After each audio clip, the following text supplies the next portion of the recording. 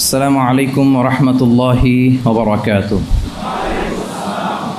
نحمده ونصلي على رسوله الكريم. أما بعد فأعوذ بالله من الشيطان الرجيم. بسم الله الرحمن الرحيم. لقد كان لكم في رسول الله أسوة حسنة لمن كان يرجو الله واليوم الآخر وذكر الله كثيرا. صدق الله العظيم. رب اشرح لي صدري ويسر لي أمري واحلل عقدة من لساني يفقه قولي. মিনার চট্টগ্রাম বিশ্ববিদ্যালয়ের আয়োজনে আজকের এই সিরাত প্রোগ্রামে আপনারা যারা উপস্থিত হয়েছেন তাদের সবাইকে জানাচ্ছি আন্তরিক শুভেচ্ছা এবং মোবারকবাদ। আহলান ওয়া সাহলান ওয়া মারহাবান বিকুম ফি হাযাল লিকা আত-তাইয়িব আল মুবারাক। আমরা শুরুতে আল্লাহ রাব্বুল ইজ্জা ওয়াল জালালের দরবারে শুকরিয়া জ্ঞাপন করছি, যিনি আমাদেরকে আজকের এই চমৎকার সন্ধ্যায় চট্টগ্রাম বিশ্ববিদ্যালয়ের সমাজ বিজ্ঞান অনুষদের এই চমৎকার অডিটোরিয়ামে আল্লাহ রাসূল সাল্লাল্লাহু আলাইহি ওয়া আলিহি ওয়াসাল্লামের পবিত্র সিরাত থেকে কিছু আলোচনা শুনবার জন্য আমাদেরকে একত্রিত হওয়ার সুযোগ করে দিয়েছেন। আমরা সবাই কালিমাতুশ শুকর পড়ে নিচ্ছি আলহামদুলিল্লাহ। যে টপিকটির উপর আজকের সিরাত প্রোগ্রামে কিছু কথা আমি উপস্থাপন করবার চেষ্টা করব সেটা হচ্ছে প্রফেটিক লিডারশিপ, অর্থাৎ নববী নেতৃত্ব। আল্লাহ রাসূল সাল্লাল্লাহু আলাইহি ওয়াসাল্লামের নেতৃত্বের ধরন কেমন ছিল, কৌশলগুলো কেমন ছিল, স্ট্র্যাটেজি কেমন ছিল, রূপরেখা কেমন ছিল, এবং সেখান থেকে লেসন নিয়ে বর্তমান নেতৃত্বকে আমরা কিভাবে আরও ডেভেলপ করতে পারি, ইমপ্রুভ করতে পারি, এ নিয়ে সামান্য কিছু কথা আজকের এই প্রোগ্রামে আমি উপস্থাপন করার চেষ্টা করব ইনশাআল্লাহ বিইذনিল্লাহ। তো মূল আলোচনাতে যাওয়ার আগে আমাদের শুরুতে নেতৃত্ব জিনিসটা কি, what is leadership, what is the essence of leadership, এই বিষয়টা ক্লিয়ার হইতে হবে। এটা ক্লিয়ার হলে আমরা পুরো আলোচনাটা খুব ভালো করে উপভোগ করতে পারবো ইনশাআল্লাহ। আমি অডিয়েন্সের মধ্য থেকে শুনতে চাই যে নেতৃত্ব বলতে আমরা আসলে কি বুঝি, হোয়াট ইজ লিডারশিপ।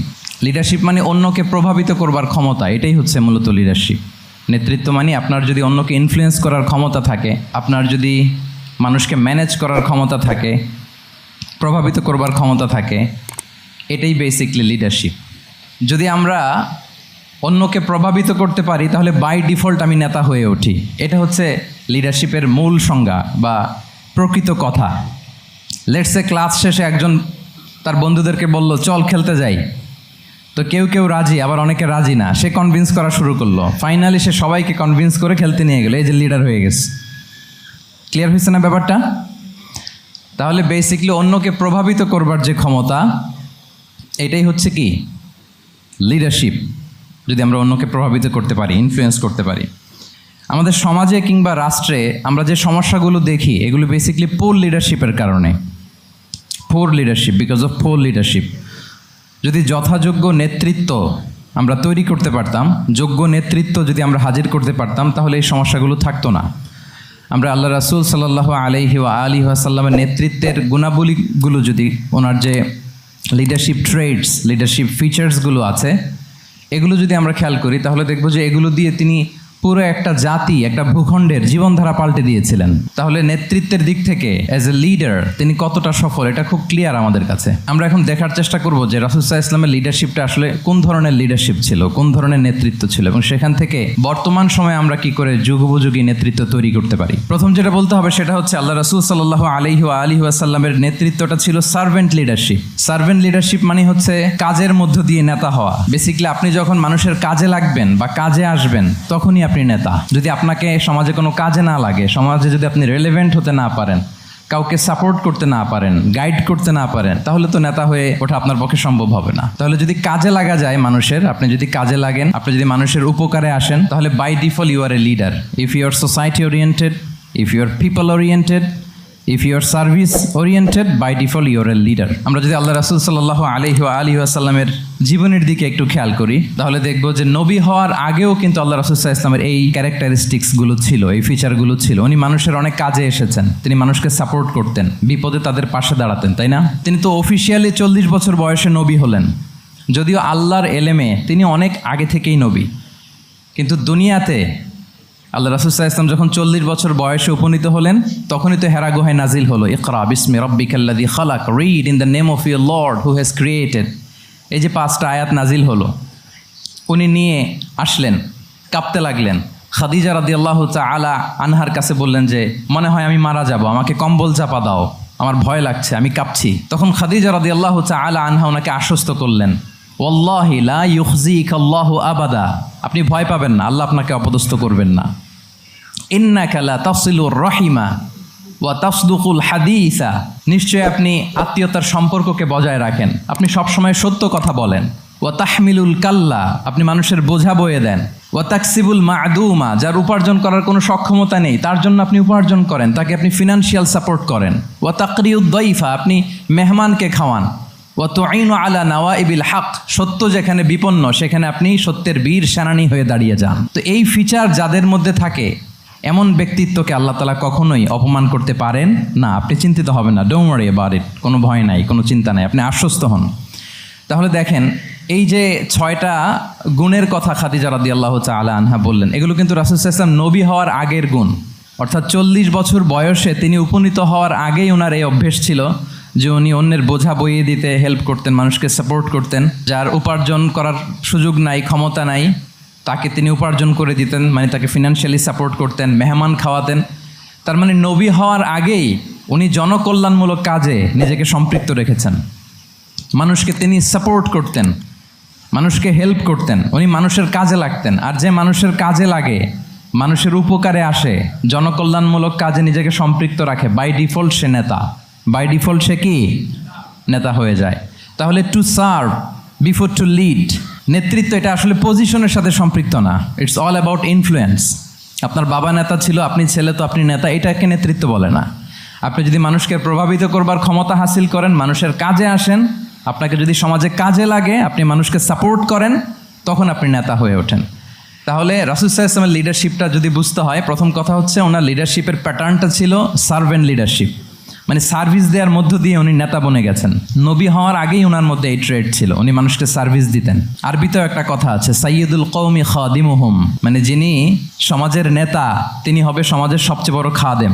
যিনি নেতা হবেন তিনি সমাজের সবচেয়ে বড় কি হবেন? খাদেম হবেন। আমি টোটাল 12টা পয়েন্ট আলোচনা করবার চেষ্টা করবো ইনশাআল্লাহ। প্রথম পয়েন্টটা হচ্ছে সার্ভেন্ট লিডারশিপ, মানে to serve before to lead. নেতা হওয়ার আগে খাদেম হইতে হবে। কি হইতে হবে? খাদেম হইতে পারলে আপনি বাই ডিফল্ট নেতা। তাহলে আল্লাহ রাসূল সাল্লাল্লাহু আলাইহি ওয়া আলিহি ওয়াসাল্লামের নেতৃত্বের প্রথম কথা হচ্ছে ওনার লিডারশিপ প্যাটার্নটা ছিল সার্ভেন্ট লিডারশিপ, এটা হচ্ছে নাম্বার 1। 2 নম্বর কথা হচ্ছে নেতৃত্বের জন্য যেটা লাগে সেটা হচ্ছে কম্পিটেন্স। কিছু কম্পিটেন্স লাগে, এর মধ্যে অন্যতম কম্পিটেন্স হচ্ছে অ্যালোকুয়েন্স, বাগ্মিতা, বক্তব্যের পারঙ্গমতা, এটা লাগে। মানে যিনি নেতা হবেন তিনি কথা বলতে জানতে হবে, কথা বলতে পারতে হবে। এবার বলেন তো আল্লাহ রাসূল সাল্লাল্লাহু আলাইহি ওয়াসাল্লামের এই কোয়ালিটিটা ছিল কি ছিল না? অসাধারণ কমিউনিকেশন স্কিল ছিল আল্লাহ রাসূল সাল্লাল্লাহু আলাইহি ওয়া আলিহি ওয়াসাল্লামের। এবং ওনার পাবলিক স্পিকিংয়ের যে কি দক্ষতা, আমরা ওনার বিভিন্ন বক্তব্যে, ওনার জুমার খুতবায়, ওনার বিভিন্ন আলোচনায়, বক্তব্যগুলো থেকে আমরা বুঝতে পারি। তাহলে নেতা হইতে হলে তার এলোকোয়েন্স লাগে, বাগ্মিতা লাগে। একজন মানুষ সর্বপ্রথম কোন জিনিসের প্রেমে পড়ে জানেন? কথার প্রেমে পড়ে। কিসের? কথার প্রেমে পড়ে। কথার ধরন, কণ্ঠস্বর, তার অ্যাটিটিউড, তার শব্দের জাদু, এটা মানুষের হৃদয়কে জয় করে ফেলে। আল্লাহ রাসূল সাল্লাল্লাহু আলাইহি ওয়া আলিহি ওয়াসাল্লাম তিনি নিজেও বলেছেন, ওয়া ইন্না মিনাল বায়ানি লা সিহরা, কিছু কিছু বক্তব্যের মধ্যে জাদু আছে। তো রাসূল সাল্লাল্লাহু আলাইহি ওয়াসাল্লামের এই অ্যালোকোয়েন্স ছিল, অ্যালোকোয়েন্স। তিনি বলতেন, উতিতু জাওয়ামিউল কালিম, আল্লাহ তাআলা আমাকে সর্বমর্ম বাচন ভঙ্গির অধিকারী করেছেন। মানে উনি যেটা বলতেন এটা ছিল very precise in wording but comprehensive in meaning. এটার যে দোতনা, এটার যে appeal to the heart of the people, to the heart of the listener, এটা অসাধারণ, মানুষের হৃদয়কে জয় করে ফেলতো। আল্লাহু আকবার। তাহলে নেতা হইতে হইলে তার কমিউনিকেশন স্কিল লাগবে। কি বলেন? লাগবে। এখন নেতা আসছে, উনি বক্তব্য করতে পারতেছে না, তাহলে কি নেতা হইতে পারবে? তাহলে পাবলিক স্পিকিং, কমিউনিকেশন স্কিল, এটা ইটস এ মাস্ট, এটা নেতার লাগবে। যেমনটি রাসূলুল্লাহ সাল্লাল্লাহু আলাইহি ওয়া আলিহি ওয়াসাল্লামের ছিল। উনি সর্বমর্ম বাচন ভঙ্গির অধিকারী ছিলেন। বলতেন কম, কিন্তু এটার অ্যাপিল ছিল অনেক বেশি, এটার ব্যাখ্যা হয়ে যেত অনেক। রাসূল সাল্লাল্লাহু আলাইহি ওয়াসাল্লামের সবচাইতে বড় ভাষণটি ছিল বিদায় হজের ভাষণ, খুব সম্ভবত। ওই ভাষণের টেক্সটগুলোকে যদি একসাথে করা হয়, আমার মনে হয় 10 মিনিটের বেশি লাগবে না ওই টেক্সটগুলো পড়তে। তার মানে সবচাইতে বড় যে ভাষণ ওনার, ওটা কত ছিল? 10 থেকে 12 মিনিটের ভাষণ ছিল। আমরা তো ঘন্টার পর ঘন্টা বক্তব্য করি, তারপরেও তো আমরা মানুষের মনকে খুশি করতে পারি না। উনি সেই যে 1400 বছর আগে 10 মিনিটের একটা ছোট্ট ভাষণ দিলেন, গোটা বিশ্ব আজও হাবুডুবু খায় ওই ভাষণের ভেতর, ঠিক কিনা বলেন? তাহলে উতিতু জাওয়ামিউল কালিম, আমি সর্বমর্ম বাচনভঙ্গির অধিকারী। সুবহানাল্লাহ, ভেরি প্রেসাইজ এন্ড ক্লিয়ার। কতটা প্রেসাইজ এন্ড ক্লিয়ার ছিল রাসূল সাল্লাল্লাহু আলাইহি ওয়াসাল্লামের বক্তব্য? আম্মা জান আয়েশা রাদিয়াল্লাহু তাআলা আনহা বলেন, লাউ আদ্দাহুল আদু লা আহসাহু, তিনি যখন বক্তব্য করতেন কেউ যদি চাইতো যে দেখি কয়টা শব্দ বললেন বক্তব্যে, কয়টা বাক্য বললেন, চাইলে মুহূর্তে গুনে ফেলা যেত সেটা। এত প্রেসাইজ এন্ড ক্লিয়ার বক্তব্য ছিল যে তিনি কয়টা বাক্য ব্যবহার করেছেন, কয়টা শব্দ ইউজ করেছেন এই বক্তব্যে চাইলে যে কেউ গুনে ফেলতে পারত। এবং তিনি খুবই শুদ্ধ আরবিতে কথা বলতেন, আফসাহুল লিসান ছিলেন। বিশুদ্ধ ভাষায় কথা বলতে পারা এটা অনেক জরুরি। রাসূল সাল্লাল্লাহু আলাইহি ওয়াসাল্লাম অত্যন্ত বিশুদ্ধ আরবিতে কথা বলতেন, এবং বিশুদ্ধ আরবি জানাটা বা বিশুদ্ধ ভাষাটা এত জরুরি যে আল্লাহ তাআলা তার প্রিয় হাবিবকে এই বিশুদ্ধ ভাষা শেখানোর জন্য মায়ের বুকের দুধ খাওয়া থেকে বঞ্চিত রেখেছিলেন। আমি আবারও বলছি, বিশুদ্ধ ভাষাটা এত জরুরি যে আল্লাহ তাআলা তার প্রিয় হাবিবকে মায়ের বুকের দুধ থেকে বঞ্চিত রেখেছেন শুধু বিশুদ্ধ ভাষার জন্য। তিনি কিন্তু মায়ের বুকের দুধ খেতে পারেন নাই। হালিমাতু সাদিয়ার সাথে সেই বনু সাদ গোত্রে চলে গিয়েছেন, সেখানে ছিলেন। হালিমাতু সাদিয়া ওনাকে দুধ খাইয়েছেন। এরপরে যখন মরুভূমির চমৎকার পরিবেশে একেবারে বিশুদ্ধ আরবি তিনি শিখেছেন, আবার শিশু মুহাম্মদ সাল্লাল্লাহু আলাইহি ওয়াসাল্লামকে তিনি তার মায়ের কাছে ফিরিয়ে দিয়েছেন। তাহলে চিন্তা করে দেখেন যে বিশুদ্ধ ভাষার জন্য মায়ের বুকের দুধকে স্যাক্রিফাইস করা হয়েছে। আল্লাহু আকবার। তাহলে আম্মা জান আয়েশা রাদিয়াল্লাহু তাআলা আনহা বলতেন, লাউ আদ্দাহুল আদু লা আহসাহু, চাইলে যে কেউ গুনতে পারতো যে তিনি প্রিয় নবীজি কয়টা বাক্য বললেন, কয়টা শব্দ, এত প্রিসাইজ এন্ড ক্লিয়ার ছিল। অন্য বর্ণনায় এসেছে কানা ইয়াতাকাল্লামু বিকালামিন বাইনাহু ফাসলুন, তিনি এমনভাবে কথা বলতেন কথার মাঝখানে মাঝখানে পজ দিতেন। কি দিতেন? পজ দিতেন, মানে একটু থামতেন যাতে করে শ্রোতারা বুঝতে পারে। ইয়াতাকাল্লামু বিকালামিন বাইনাহু ফাসলুন, বলতে বলতে মাঝে মাঝে একটা পজ দিতেন যাতে সবাই বুঝতে পারে। ইয়াহফাযুহু মান জালাসা ইলাই, আশেপাশে যারা বুঝতো তারা বসতো, তারা সহজে এটা মুখস্থ করে ফেলতে পারে। পজ দিয়ে দিয়ে থেমে থেমে এত চমৎকার করে ওনার প্রেজেন্টেশন ছিল, বক্তব্য মালাগুলো ছিল, ফলে যারা শুনতেছে ইজিলি মুখস্থ করে ফেলতে পারত। এবং গুরুত্বপূর্ণ কথা তিনি এমফাসাইজ করতেন, 3 বার বলতেন। একবার তিনি বলতেছেন আত্তাকওয়া হা হুনা হা হুনা হা হুনা ওয়াইশিরু ইলা সাদরিহি সালাসা মাররাত, তাকওয়াকে তিনি এখানে রেফার করেছেন। আমরা তো মনে করি তাকওয়া সব ঢুকে গেছে এখানে, তাকওয়া ঢুকে গেছে টুপিতে, তাকওয়া ঢুকে গেছে জামাতে, এগুলো তাকওয়ার একটা নমুনা। কিন্তু আল্লাহ রাসূল সাল্লাল্লাহু আলাইহি ওয়াসাল্লাম বলেছেন তাকওয়া এখানে এখানে এখানে, এভাবে 3 বার তিনি ইঙ্গিত করেছেন। গুরুত্বপূর্ণ কথাকে তিনি এভাবে এমফাসাইজ করতেন। মাঝে মাঝে এমন আবেগঘন বক্তব্য উপস্থাপন করতেন সাহাবারা অশ্রুসিক্ত হতো। ওয়াজিলাত মিনহাল কুলুব যারাফাত মিনহাল উয়ুন, সাহাবারা বলতেন যে আমরা অশ্রুসিক্ত হতাম, আমাদের হৃদয় বিগলিত হতো। এত চমৎকার মর্মস্পর্শী বক্তব্য তিনি করতেন, এটা প্রেক্ষাপটের আলোকে। আবার যুদ্ধের ময়দানে যখন কমান্ড করতেন তখন আলা সাউতু ওয়াশতাদ্দা গদাবু, তিনি রেগে যেতেন, উঁচু কণ্ঠে তিনি কথা বলতেন, মনে হচ্ছে একজন সেনাবাহিনীর কমান্ডার তার ব্যাটালিয়নকে কমান্ড করছেন। আল্লাহু আকবার। তাহলে বক্তব্যের যত দিক হতে পারে, স্লো মোশনে তেজস্বী বক্তব্য, খুব জ্বালাময়ী বক্তব্য, আবার মর্মস্পর্শী বক্তব্য, সব ধরনের বক্তব্য তিনি করতেন। সুবহানাল্লাহ। তাহলে এলোকোয়েন্স, 2 নাম্বার হচ্ছে এলোকোয়েন্স। কম্পিটেন্সের খুব গুরুত্বপূর্ণ একটা অংশ হচ্ছে এলোকোয়েন্স, বাগ্মিতা। এটা একজন নেতার থাকা চাই। কি বলেন? একজন নেতার এরকম বক্তব্য দিতে জানতে হবে না? আল্লাহ রাসূল সাল্লাল্লাহু আলাইহি ওয়া আলিহি ওয়াসাল্লাম তিনি ঠিক এইভাবে বক্তব্য করতেন। মাঝে মাঝে তিনি ইমোশনাল ইন্টেলিজেন্স ইউজ করতেন, মানে আবেগ অনুভূতিকে নাড়িয়ে দিয়ে শ্রোতাকে প্রভাবিত করে ফেলা। স্পিরিচুয়াল ইন্টেলিজেন্স বা ইমোশনাল ইন্টেলিজেন্স তিনি বক্তব্যের মধ্যে ব্যবহার করতেন। এমনভাবে তিনি নাসিহাত করতেন, এমনভাবে কথা বলতেন, মানুষের আবেগ অনুভূতিকে তিনি নাড়িয়ে দিতেন। আল্লাহু আকবার। ছোট্ট একটা উদাহরণ এখানে আমি হাজির করি। আপনারা হুনাইনের যুদ্ধের কথা নিশ্চয়ই শুনেছেন। কত হিজরিতে হয়েছিল? 8ম হিজরি। তার মানে মক্কা বিজয়ের ইমিডিয়েট পরেই, কয়েক সপ্তাহ পরেই তো হুনাইনের যুদ্ধ হয়েছিল। তো এই হুনাইনের যুদ্ধে অনেক ওয়ার বুটিজ মুসলমানদের করতলগত হয়েছিল, মানে অনেক গানিমাত, অনেক সম্পদ ওনারা যুদ্ধ শেষে যুদ্ধলব্ধ সম্পদ হিসেবে পেয়েছিলেন। 24,000 উট, প্রায় 40,000 ভেড়া, এত পরিমাণ গানিমত যখন রাসূল সাল্লাল্লাহু আলাইহি ওয়াসাল্লাম পেলেন, তিনি এগুলো বন্টন করতে শুরু করলেন। কিন্তু রাসূল সাল্লাল্লাহু আলাইহি ওয়াসাল্লাম তিনি বন্টন করতে যে আনসারি সাহাবীদেরকে, অর্থাৎ মদিনার যে সাহাবারা, তাদেরকে কিছুই দিলেন না, বরং তিনি মক্কার সাহাবাদেরকে দিলেন, অন্যান্য গোত্রের লোকদেরকে দিলেন, আশেপাশের সবাইকে দিলেন, কিন্তু দিলেন না কাদেরকে? আনসারি সাহাবীদেরকে। তো ফলে এত বিশাল ওয়ার বুটিজ, এর মধ্যে থেকে কিছুই আনসারিরা পেল না। ওনাদের মধ্যে ক্ষোভের জন্ম নিল। ক্ষোভ থেকে ওনারা সমালোচনা করতে আরম্ভ করলেন আল্লাহ রাসূল সাল্লাল্লাহু আলাইহি ওয়াসাল্লামের। এবং সমালোচনা করতে করতে এটা এমন পর্যায়ে চলে গেল, এক পর্যায়ে তারা বলতে আরম্ভ করলো যে আমরা ওনার জন্য জান দিলাম, জীবন দিলাম, আজকে উনি এত সম্পদ পেয়ে সব নিজ এলাকার লোকদের মাঝে বন্টন করে দিল, এটা কি ঠিক করলো উনি? আল্লাহর নবীকে ক্ষমা করুক। মানে কেমন যেন রাসূল একটা ভুল করে ফেলছেন, রাসূল সাল্লাল্লাহু আলাইহি ওয়াসাল্লাম ওনাদেরকে দিতে বাধ্য ছিলেন, এটা যেহেতু দেন নাই, আল্লাহ তার রাসূলকে ক্ষমা করুক, এরকম একটা কথা তারা বলে ফেললেন। এটা তো অনেক বড় কথা। আল্লাহ রাসূল সাল্লাল্লাহু আলাইহি ওয়া আলিহি ওয়াসাল্লাম যখন এই কথা শুনলেন, তখন তিনি আনসারী সাহাবীদেরকে জড়ো করে একটা গেট টুগেদার করে এমন ইমোশনালি ওনাদেরকে কাবু করলেন, ইমোশনাল ইন্টেলিজেন্স ইউজ করলেন। এখানে তারা এসেছিল ক্ষোভ নিয়ে, অসন্তোষ নিয়ে, পরে সবাই কান্না করে রাসূল সাল্লাল্লাহু আলাইহি ওয়াসাল্লামের কাছে ক্ষমা চেয়ে সেই মজলিস থেকে উঠতে বাধ্য হয়েছে। তিনি সবাইকে ডেকে বললেন, ইয়া মা'আশারাল আনসার আলাম আতিকুম দুল্লালান ফাহাদাকুমুল্লাহ ওয়া আলাতান ফাআগনাকুমুল্লাহ ওয়া আ'দাআন ফাআল্লাফাল্লাহু বাইনা কুলুবিকুম। চমৎকার চমৎকার এক্সপ্রেশন যে ওহে আনসাররা, আমি কি তোমাদেরকে পথভ্রষ্ট পাইনি, পথহারা পাইনি? আমার ওসিলায় তোমরা হেদায়েতের দেখা পেয়েছো। আমি কি তোমাদেরকে নিঃস্ব পাইনি? আমার ওসিলায় তোমরা সমৃদ্ধ হয়েছো, সম্পদশালী হয়েছো। আমি কি তোমাদেরকে যুদ্ধরত অবস্থায় পাইনি? আউস খাজরাজ তোমরা তো ফাইট করতেছিলে ইচ আদার। আমি যে তোমাদের মধ্যে সম্প্রীতি আর ভালোবাসার মেলবন্ধনে তোমাদেরকে একত্রিত করে দিলাম। আওয়াজাতুম ফি আনফুসিকুম ফি লুআআতিম মিনাদ দুনিয়া।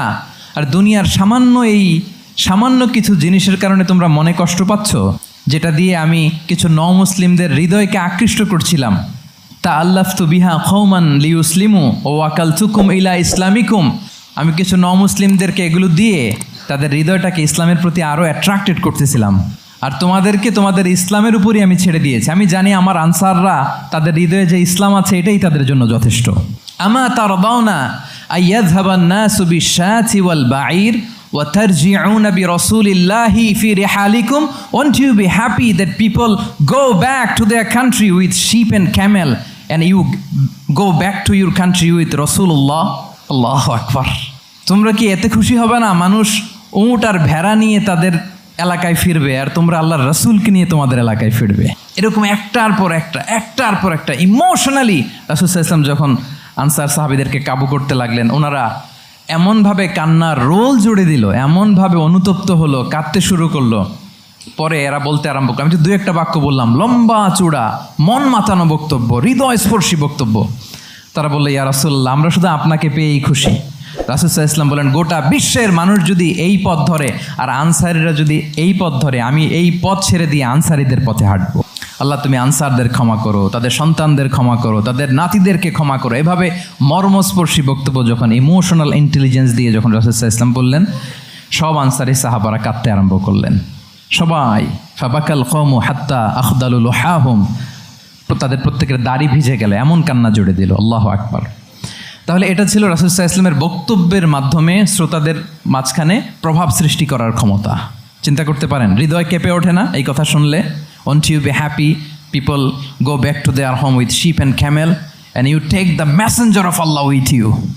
মানুষ ছাগল ভেড়া নিয়ে ফিরতেছে, তোমরা তো আল্লাহর নবীকে নিয়ে ঘরে ফিরতেছো। আল্লাহু আকবার। তাহলে এই কম্পিটেন্সটা লাগে একজন নেতার, তিনি এরকম মর্মস্পর্শী বক্তব্য দিতে জানতে হবে। 3 নাম্বার হচ্ছে কম্পেশন, মানে সফট হার্টেড, দয়াদ্র হৃদয় হতে হবে। আপনি মানুষের দুঃখ যদি আপনাকে কাঁদায় তবেই আপনি নেতা। আমরা আল্লাহ রাসূল সাল্লাল্লাহু আলাইহি ওয়াসাল্লামের দিকে যদি তাকাই, ওনার তো একটা উপাধি হচ্ছে রাহমাতাল লিল আলামিন। আল্লাহ রাসূল সাল্লাল্লাহু আলাইহি ওয়াসাল্লামের উপাধি কি? ওমা আরসালনাকা ইল্লা রাহমাতাল লিল আলামিন। We have not sent you but as mercy for all the worlds. নবী হে, আপনাকে সবার জন্য আমি মার্সি করে পাঠিয়েছি, রাহমা করে পাঠিয়েছি। আপনি সবার জন্য রহমত, মানুষের জন্য, ম্যানকাইন্ড, জিনকাইন্ড, অ্যানিমালস, সবার জন্য আপনি রাহমা। রাসূল সাল্লাল্লাহু আলাইহি ওয়াসাল্লাম কতটা দয়াদ্র ছিল। আল্লাহ তাআলা অন্য আয়াতে বলছেন, ফাবিমা রাহমাতিম মিনাল্লাহি লিনতা লাহুম ওয়ালাউ কুনতা ফাযযান গালিযাল কলবি লানফাদ্দু মিন হাওলিক। নবী হে, লিনতা লাহুম, সবার জন্য আপনি সফট হার্টেড হয়েছেন আল্লাহর অনুগ্রহে। যদি আপনি সফট হার্টেড না হয়ে আপনি যদি কঠোর হৃদয়ের অধিকারী হতেন, তাহলে এখন লোকেরা যেমনি আপনাকে ঘিরে রাখে, আপনার চারিপাশে সবাই ঘিরে রাখতো না। আল্লাহু আকবার। সাহাবারা সব সময় রাসূল সাল্লাল্লাহু আলাইহি ওয়াসাল্লামের সঙ্গ পেতে চাইতো, অ্যাকম্পানি চাইতো, ঘিরে রাখ। এমনকি অনেক সাহাবী ঘরে ভালো না লাগলে রাসূল সাল্লাল্লাহু আলাইহি ওয়াসাল্লামের কাছে চলে আসতো। এমনকি অনেক সাহাবী বলতেন যে আমার পেটে ক্ষুধা লাগলেই আমি রাসূলের কাছে যেতাম, কারণ রাসূলের চেহারা দেখলে আমার পেটের ক্ষুধা উধাও হয়ে যেত। ফাবিমা রাহমাতিম মিনাল্লাহি লিনতা লাহুম। নবী হে, আল্লাহর অনুগ্রহে আপনি কোমলভাষী হয়েছেন। কোমল হৃদয়ের হওয়া, সফট হার্টেড হওয়া, দয়াদ্র চিত্তের হওয়া, এটা অন্যতম একটা লিডারশিপ ট্রেট। এত দয়াদ্র ছিলেন, আল্লাহ তাআলা বলছেন, ফালাআল্লাকা বাখিউন নাফসাকা আলা আসারিহিম ইল্লাম ইউমিনু বিহাযাল হাদীসি আসাফা। রাসূল সাল্লাল্লাহু আলাইহি ওয়াসাল্লাম বারবার মক্কার কুরাইশদের কাছে যেত, বারবার কাফিরদের কাছে যেত, যেন তারা ঈমান আনে, যেন তারা খারাপ রাস্তা ছেড়ে দিয়ে ভালো রাস্তায় আসে। বারবার চিন্তা করতো যে ইস, কেন তারা লা ইলাহা পড়ে না, কেন তারা সত্যের পথে ফিরে আসে না। হায় রে, একটুর জন্য তো তারা সামান্য আমার কথাটা শুনলেই তো বেঁচে যেত, ইস একটু আমার কথা মানলেই তো জাহান্নাম থেকে বেঁচে যেত। এরকম অস্থির হয়ে তাদের পেছনে ছুটতেন। আল্লাহ তাআলা বলেছেন, নবী হে, আপনি ওদের পেছনে ছুটতে ছুটতে আপনি তো নিজেকেই শেষ করে দিবেন। বাকি আন নাফসাক, আপনি তো নিজের দিকে খেয়াল করছেন না, নিজের শরীরের দিকে খেয়াল করছেন না, নিজের স্বাস্থ্যের দিকে, সময়ের দিকে। আপনি পাগল পাড়া হয়ে তাদেরকে বাঁচানোর জন্য ছুটছেন। তাহলে কতটা দয়াদ্র কোমল হৃদয়ের অধিকারী হলে যে কাফেররা রাসূল সাল্লাল্লাহু আলাইহি ওয়াসাল্লামকে ফিজিক্যালি মেন্টালি এমন কোনো টর্চার নেই, করে নাই, তাদের পিছনে পিছনে ছুটতেন তিনি। হায় রে, একটু যদি ইমানের রাস্তায় আনা যায়, কোনোভাবে যদি তাদেরকে বুঝিয়ে কনভিন্স করা যায়, তাহলে কম্প্যাশনেট, দয়ালু হওয়া, এটা নেতৃত্বের অন্যতম একটা গুণ। আপনার হৃদয়ে দয়া থাকতে হবে, মায়া থাকতে হবে সবার জন্য, কারণ নেতা তিনি তো সবার। লেটসে বাংলাদেশের যিনি প্রধানমন্ত্রী হবেন, আরও রেলেভেন্ট হয়ে যাচ্ছে এখন কথা, সামনে তো নির্বাচন আসতেছে, সো কেউ না কেউ তো প্রধানমন্ত্রী হবে। তো উনি যখন প্রধানমন্ত্রী হবে ধরেন, তো উনি কি শুধু ওনার দলের প্রধানমন্ত্রী হবেন? তাহলে উনি 18 কোটি মানুষের প্রধানমন্ত্রী হবেন, ঠিক কিনা বলেন? তাহলে সবার জন্য ওনার হৃদয়ে দয়া, ভালোবাসা এটা থাকার দরকার আছে না নাই? তিনি সবার প্রতি কোমল হৃদয়ের হইতে হবে, দয়াদ্র হইতে হবে। প্রধানমন্ত্রী উনি শুধু নিজ দলের প্রধানমন্ত্রী নন, 18 কোটি মানুষের প্রধানমন্ত্রী। তাহলে সফট হার্টেড হইতে হবে।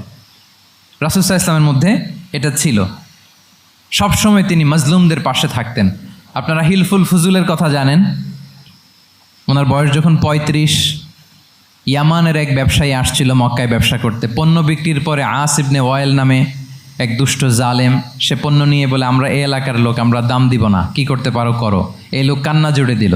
তার কান্না দেখে রাসূল সাল্লাল্লাহু আলাইহি ওয়াসাল্লামের হৃদয়ে দয়া হলো।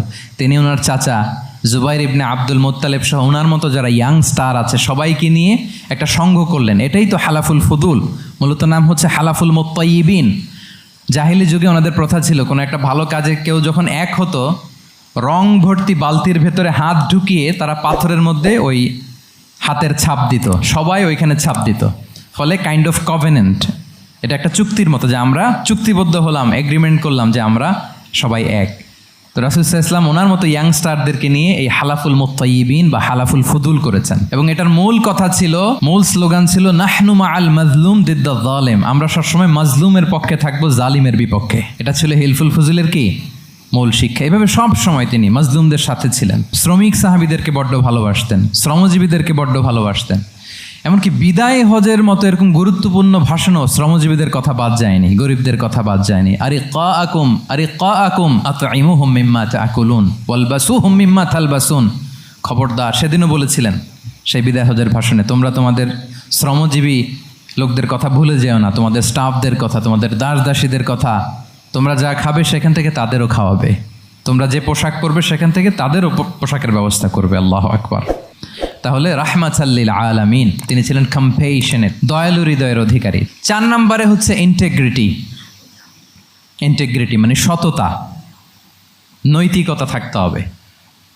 এটা অন্যতম একটা লিডারশিপ ট্রেইট। এটার বড় ক্রাইসিস এখন ইন্টিগ্রিটির। রাসূল সাল্লাল্লাহু আলাইহি ওয়াসাল্লামের লিডারশিপটা ছিল এথিক্যাল লিডারশিপ, কিন্তু এইটার অনেক বড় ক্রাইসিস আমাদের সমাজে, আমাদের নেতৃত্বের মাঝে। কি বলেন? নৈতিকতার ঘাটতি আছে না?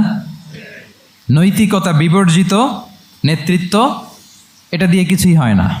একটা জাতির ধ্বংসের জন্য নৈতিকতা বিবর্জিত নেতৃত্বই যথেষ্ট। এজন্য নৈতিকতা লাগবে, ইন্টিগ্রিটি, সততা। আমরা যদি আল্লাহ রাসূল সাল্লাল্লাহু আলাইহি ওয়াসাল্লামের নেতৃত্বের দিকে তাকাই, ওনার সততা, ওনার সত্যবাদিতা, ওনার আমানতদারিতা নিয়ে যদি আমরা একটু সিরাতের পরতে পরতে খেয়াল করি, এমনকি নবী হওয়ার আগে যদি খেয়াল করি, তাহলে দেখব যে মক্কার লোকেরা আল্লাহ রাসূল সাল্লাল্লাহু আলাইহি ওয়াসাল্লামকে আস-সাদিক, আল আমিন উপাধিতে ভূষিত করেছেন। সুবহানাল্লাহ, মানে সত্যবাদী, ট্রুথফুল অ্যান্ড ট্রাস্টওয়ার্দি। স্বয়ং মক্কার লোকেরা, মক্কার মুশরিকরা রাসূল সাল্লাল্লাহু আলাইহি ওয়াসাল্লামকে উপাধি দিয়েছিলেন আল আমিন। কি উপাধি দিয়েছিলেন? আল আমিন। তার মানে কখনো মিথ্যা বলেননি, কখনো আমানতের খেয়ানত করেননি। যখন আয়াত নাজিল হলো, ওয়া আনজির আশিরাতাকাল আকরাবিন, হে নবী আপনি আপনার নিকট আত্মীয়দেরকে সতর্ক করুন জাহান্নামের আযাবের, তিনি সাফা পাহাড়ের চূড়ায় উঠে গেলেন, ডাকতে আরম্ভ করলেন, ও মক্কার লোকেরা, ও আমার আত্মীয়রা, আমি যদি বলি এই পাহাড়ের পেছনে একদল ঘোড় সাওয়ার সশস্ত্র ব্যাটালিয়ন তোমাদেরকে এখনই অ্যাটাক করবে, তোমরা কি বিশ্বাস করবে? আকুনতুম মুসাদ্দিকিয়া, আমার কথা বিশ্বাস করবে? মক্কাবাসী এক বাক্যে কি বলেছিল জানেন? তারা বলেছিল, নাম, অবশ্যই বিশ্বাস করব। কেন বিশ্বাস করবে? বলে যে মা জাররাবনা আলাইকা ইল্লা সিদকা, we have never ever experienced a single lie from you in our life. আমরা জীবনে কোনোদিন তোমার মিথ্যা বলতে শুনি নাই। আল্লাহু আকবার। কি নিঃসংকোচ স্বীকৃতি এলাকার লোকদের। এইটা আমাদের সমাজে অনেক বড় ক্রাইসিস, আমানতদারিতা, ট্রাস্টওয়ার্দিনেস। সো এখান থেকে আমাদের শিখতে হবে, অনেক কিছু রিভাইজ করতে হবে আমাদেরকে। এই যে নতুন বাংলাদেশের চমৎকার সময় এসেছে, আর 54 বছরও হয়তো আমরা এই সুযোগ পাবো না। এজন্য আমাদেরকে শিখতে হবে রাসূল সাল্লাল্লাহু আলাইহি ওয়াসাল্লামের যে ইন্টিগ্রিটি, ওনার যে ট্রাস্টওয়ার্দিনেস, এই আমানতদারিতা থেকে আমাদেরকে শিখতে হবে। তাহলে নেতাকে আস্থার জায়গা তৈরি করে নিতে হয়। রাসূল সাল্লাল্লাহু আলাইহি ওয়াসাল্লাম এটা ধীরে ধীরে তৈরি করেছেন। আপনারা জানেন যে উনি নবুয়তের আগে পার্টনারশিপে বিজনেস করতেন খাদিজা রাদিয়াল্লাহু তাআলা আনহার সাথে। মানে খাদিজা রাদিয়াল্লাহু তাআলা আনহার ইনভেস্টমেন্ট আর উনি শ্রম দিতেন। তো উনি সিরিয়াতে গিয়েছেন পণ্য নিয়ে, মালামাল নিয়ে। ওনার ব্যবসা বাণিজ্যের ধরন কেমন এটা দেখবার জন্য খাদিজা রাদিয়াল্লাহু তাআলা আনহা ওনার এক বান্ধবীকে পাঠিয়েছিলেন ওই ক্যারাভ্যানে, ওই কাফেলায়। নাম ছিল মাইসারা। তো মাইসারাকে বলেছে, মাইসারা তুমি দেখবা যে টাকা পয়সা আবার উল্টাপাল্টা করে কিনা, ঠিকঠাক মতো ব্যবসা করে কিনা, আমার huge investment, on behalf of me তুমি এই ক্যারাভ্যানে থাকবে আর দেখবে যে মোহাম্মদ ঠিকঠাক বিজনেসটা করে কিনা। আল্লাহু আকবার। মাইসারা এই সফর শেষে এসে খাদিজা রাদিয়াল্লাহু তাআলা আনহার কাছে এমন পজিটিভ রিভিউ দিয়েছে, এই রিভিউ শুনেই খাদিজা রাদিয়াল্লাহু তাআলা আনহা বিষ্ণু ইসলামকে বিয়ে করার জন্য রাজি হয়ে গেছেন। আলহামদুলিল্লাহ। মাইসারা এসে রিভিউ দিতে লাগলো যে মোহাম্মদ সে সবার চেয়ে আলাদা সাল্লাল্লাহু আলাইহি ওয়াসাল্লাম। তার ওঠা বসা, তার চলন বলন, তার কথন, তার ডিলিংস, তার লেনদেন সব আলাদা, অসাধারণ তিনি। মাইসারার রিভিউ শুনে আল্লাহু আকবার, খাদিজা রাদিয়াল্লাহু তাআলা আনহা তিনি অবাক হয়ে গেলেন এবং তিনি বিয়ের প্রস্তাব পাঠালেন। রাসূল সাল্লাল্লাহু আলাইহি ওয়াসাল্লামের এই আমানতদারিতায় মুগ্ধ হয়ে কি করলেন? বিয়ের প্রস্তাব পাঠালেন। তাহলে কি পরিমাণে ট্রাস্টওয়ার্দিনেস ওনার ছিল। আরো মজার ব্যাপার হচ্ছে, মক্কার কুরাইশরা, মক্কার লোকেরা রাসূল সাল্লাল্লাহু আলাইহি ওয়াসাল্লামের কাছে এসে আমানতের সম্পদ গচ্ছিত রাখতো। আবু জাহেলের কাছে রাখতো না, উতবা, শাইবা, ওয়ালিদ ইবনে মুগিরা কারো কাছে রাখতো না। খেয়াল করে দেখেন, দল করে আবু জাহেলের, দল করে কার? কিন্তু আমানত রাখে কার বাসায়? কি অবাক করা কাণ্ড না? কর্মী হচ্ছে আবু জাহেলের, কিন্তু আমানতের সম্পদ রাখে কার কাছে? মুহাম্মদ সাল্লাল্লাহু আলাইহি ওয়াসাল্লামের বাসায়। রাসূল সাল্লাল্লাহু আলাইহি ওয়াসাল্লাম যেদিন হিজরত করবেন, উনি সাইয়েদনা আলী রাদিয়াল্লাহু তাআলা আনহুকে অ্যাসাইন করে গিয়েছেন যে আলী তুমি থাকো, তুমি কয়েকদিন পরে মদিনায় হিজরতে যাবা, আমার কাছে যত আমানতের সম্পদ আছে এগুলো তুমি আগে বিলি করে তারপরে যাবে। রাসূল সাল্লাল্লাহু আবু বকর রাদিয়াল্লাহু তাআলা আনহুকে নিয়ে চলে গেলেন। আলী রাদিয়াল্লাহু তাআলা আনহুর টানা 3 দিন লেগেছে যে ডেপোজিটগুলো রাসূল সাল্লাল্লাহু আলাইহি ওয়াসাল্লামের কাছে ছিল, আমানতের যেই জিনিসগুলো ছিল এগুলো বন্টন করতে সাইয়েদনা আলী রাদিয়াল্লাহু তাআলা আনহু 3 দিন সময় নিয়েছেন। 3 দিন। এত পরিমাণ আমানতের সম্পদ রাসূল সাল্লাল্লাহু আলাইহি ওয়াসাল্লামের কাছে ছিল। আল্লাহু আকবার। তাহলে এই আমানতদারিতা, সততা, অনেস্টি, ট্রাস্টওয়ার্দিনেস এটা অনেক জরুরি নেতৃত্বের জন্য। নেতা হতে চাইলে তাকে আমানতদার হইতে হবে। যদি একজন ট্রু লিডার কেউ হতে চায়, তার মধ্যে আমানতদারিতা চাই। কি চাই? আমানতদার। তাহলে ইন্টিগ্রিটি। 5 নম্বরে হচ্ছে গুড ইন্টারাকশন উইথ ফলোয়ার্স। নেতার তার ফলোয়ারের সাথে কি লাগবে? ভালো ইন্টারাকশন লাগবে, সুন্দর একটা সম্পর্ক লাগবে, ভালো বোঝাপড়া চাই। একজন ভালো নেতৃত্বের বৈশিষ্ট্য হচ্ছে নেতা তার ফলোয়ারের সাথে কি করবে? ইন্টারেক্ট করবে। এখানেই বস আর লিডারের মধ্যে পার্থক্য। বস কি করে? অর্ডার করে শুধু। বসের কাজ হচ্ছে এই ডুজ অ্যান্ড ডোন্টস বলে দেয়, এইটা করা যাবে, ওইটা করা যাবে, মানে অর্ডার করে, ডিরেক্ট করে। কিন্তু লিডার কি করে? গাইড করে, মেন্টরিং করে, ইন্সপায়ার করে, মোটিভেট করে। So here is the difference between leader and boss. তাহলে বসই হওয়া যাবে না। নেতা হইতে চাইলে বসই হওয়া যাবে না। You have to interact with your followers. আপনার ফলোয়ারের সাথে ইন্টারাকশন লাগবে, তবেই আপনি নেতা। আমরা দেখি রাসূল সাল্লাল্লাহু আলাইহি ওয়াসাল্লামের কেমন ইন্টারাকশন ছিল। রাসূল সাল্লাল্লাহু আলাইহি ওয়াসাল্লাম যে কোনো বড় ডিসিশনে সাহাবাদের সাথে কনসালটেশন করতেন, পরামর্শ করতেন, তারপরে সিদ্ধান্ত নিতেন। ওয়াশাবিরহুম ফিল আমর, এই আয়াতের ভিত্তিতে তিনি সবার সাথে কী করে নিতেন? সাহাবাদের সাথে পরামর্শ করে নিতেন। আপনারা দ্বিতীয় হিজরির যে বদরের যুদ্ধের কথা জানেন। বদরের প্রান্তরটা মদিনা থেকে প্রায় 130 কিলো দক্ষিণ পশ্চিমে। তো ওখানে গেলেন মদিনা থেকে। তিনি যাওয়ার পরে এক জায়গায় তিনি সেনা ক্যাম্প স্থাপন করলেন। স্থাপন করার পরে হাব্বাব ইবনুল মুনজির রাদিয়াল্লাহু তাআলা আনহু তিনি জিজ্ঞেস করলেন, ইয়া রাসূলুল্লাহ, এই যে আপনি এই জায়গায় বদরের প্রান্তরে সেনা শিবির স্থাপন করলেন, সেনা ক্যাম্প স্থাপন করলেন, এটা কি আল্লাহর দেখিয়ে দেয়া কোনো জায়গা নাকি আপনার ইচ্ছায়? তিনি বললেন, আমানজিলান আনসালাকাল্লাহু লাইসা লানা আন নাতাকদ্দামাহু ওয়ালা নাতাআখারা আনহু। এটা কি একেবারে ফিক্সড আল্লাহর পক্ষ থেকে ওহী যে এখানেই শিবির স্থাপন করতে হবে?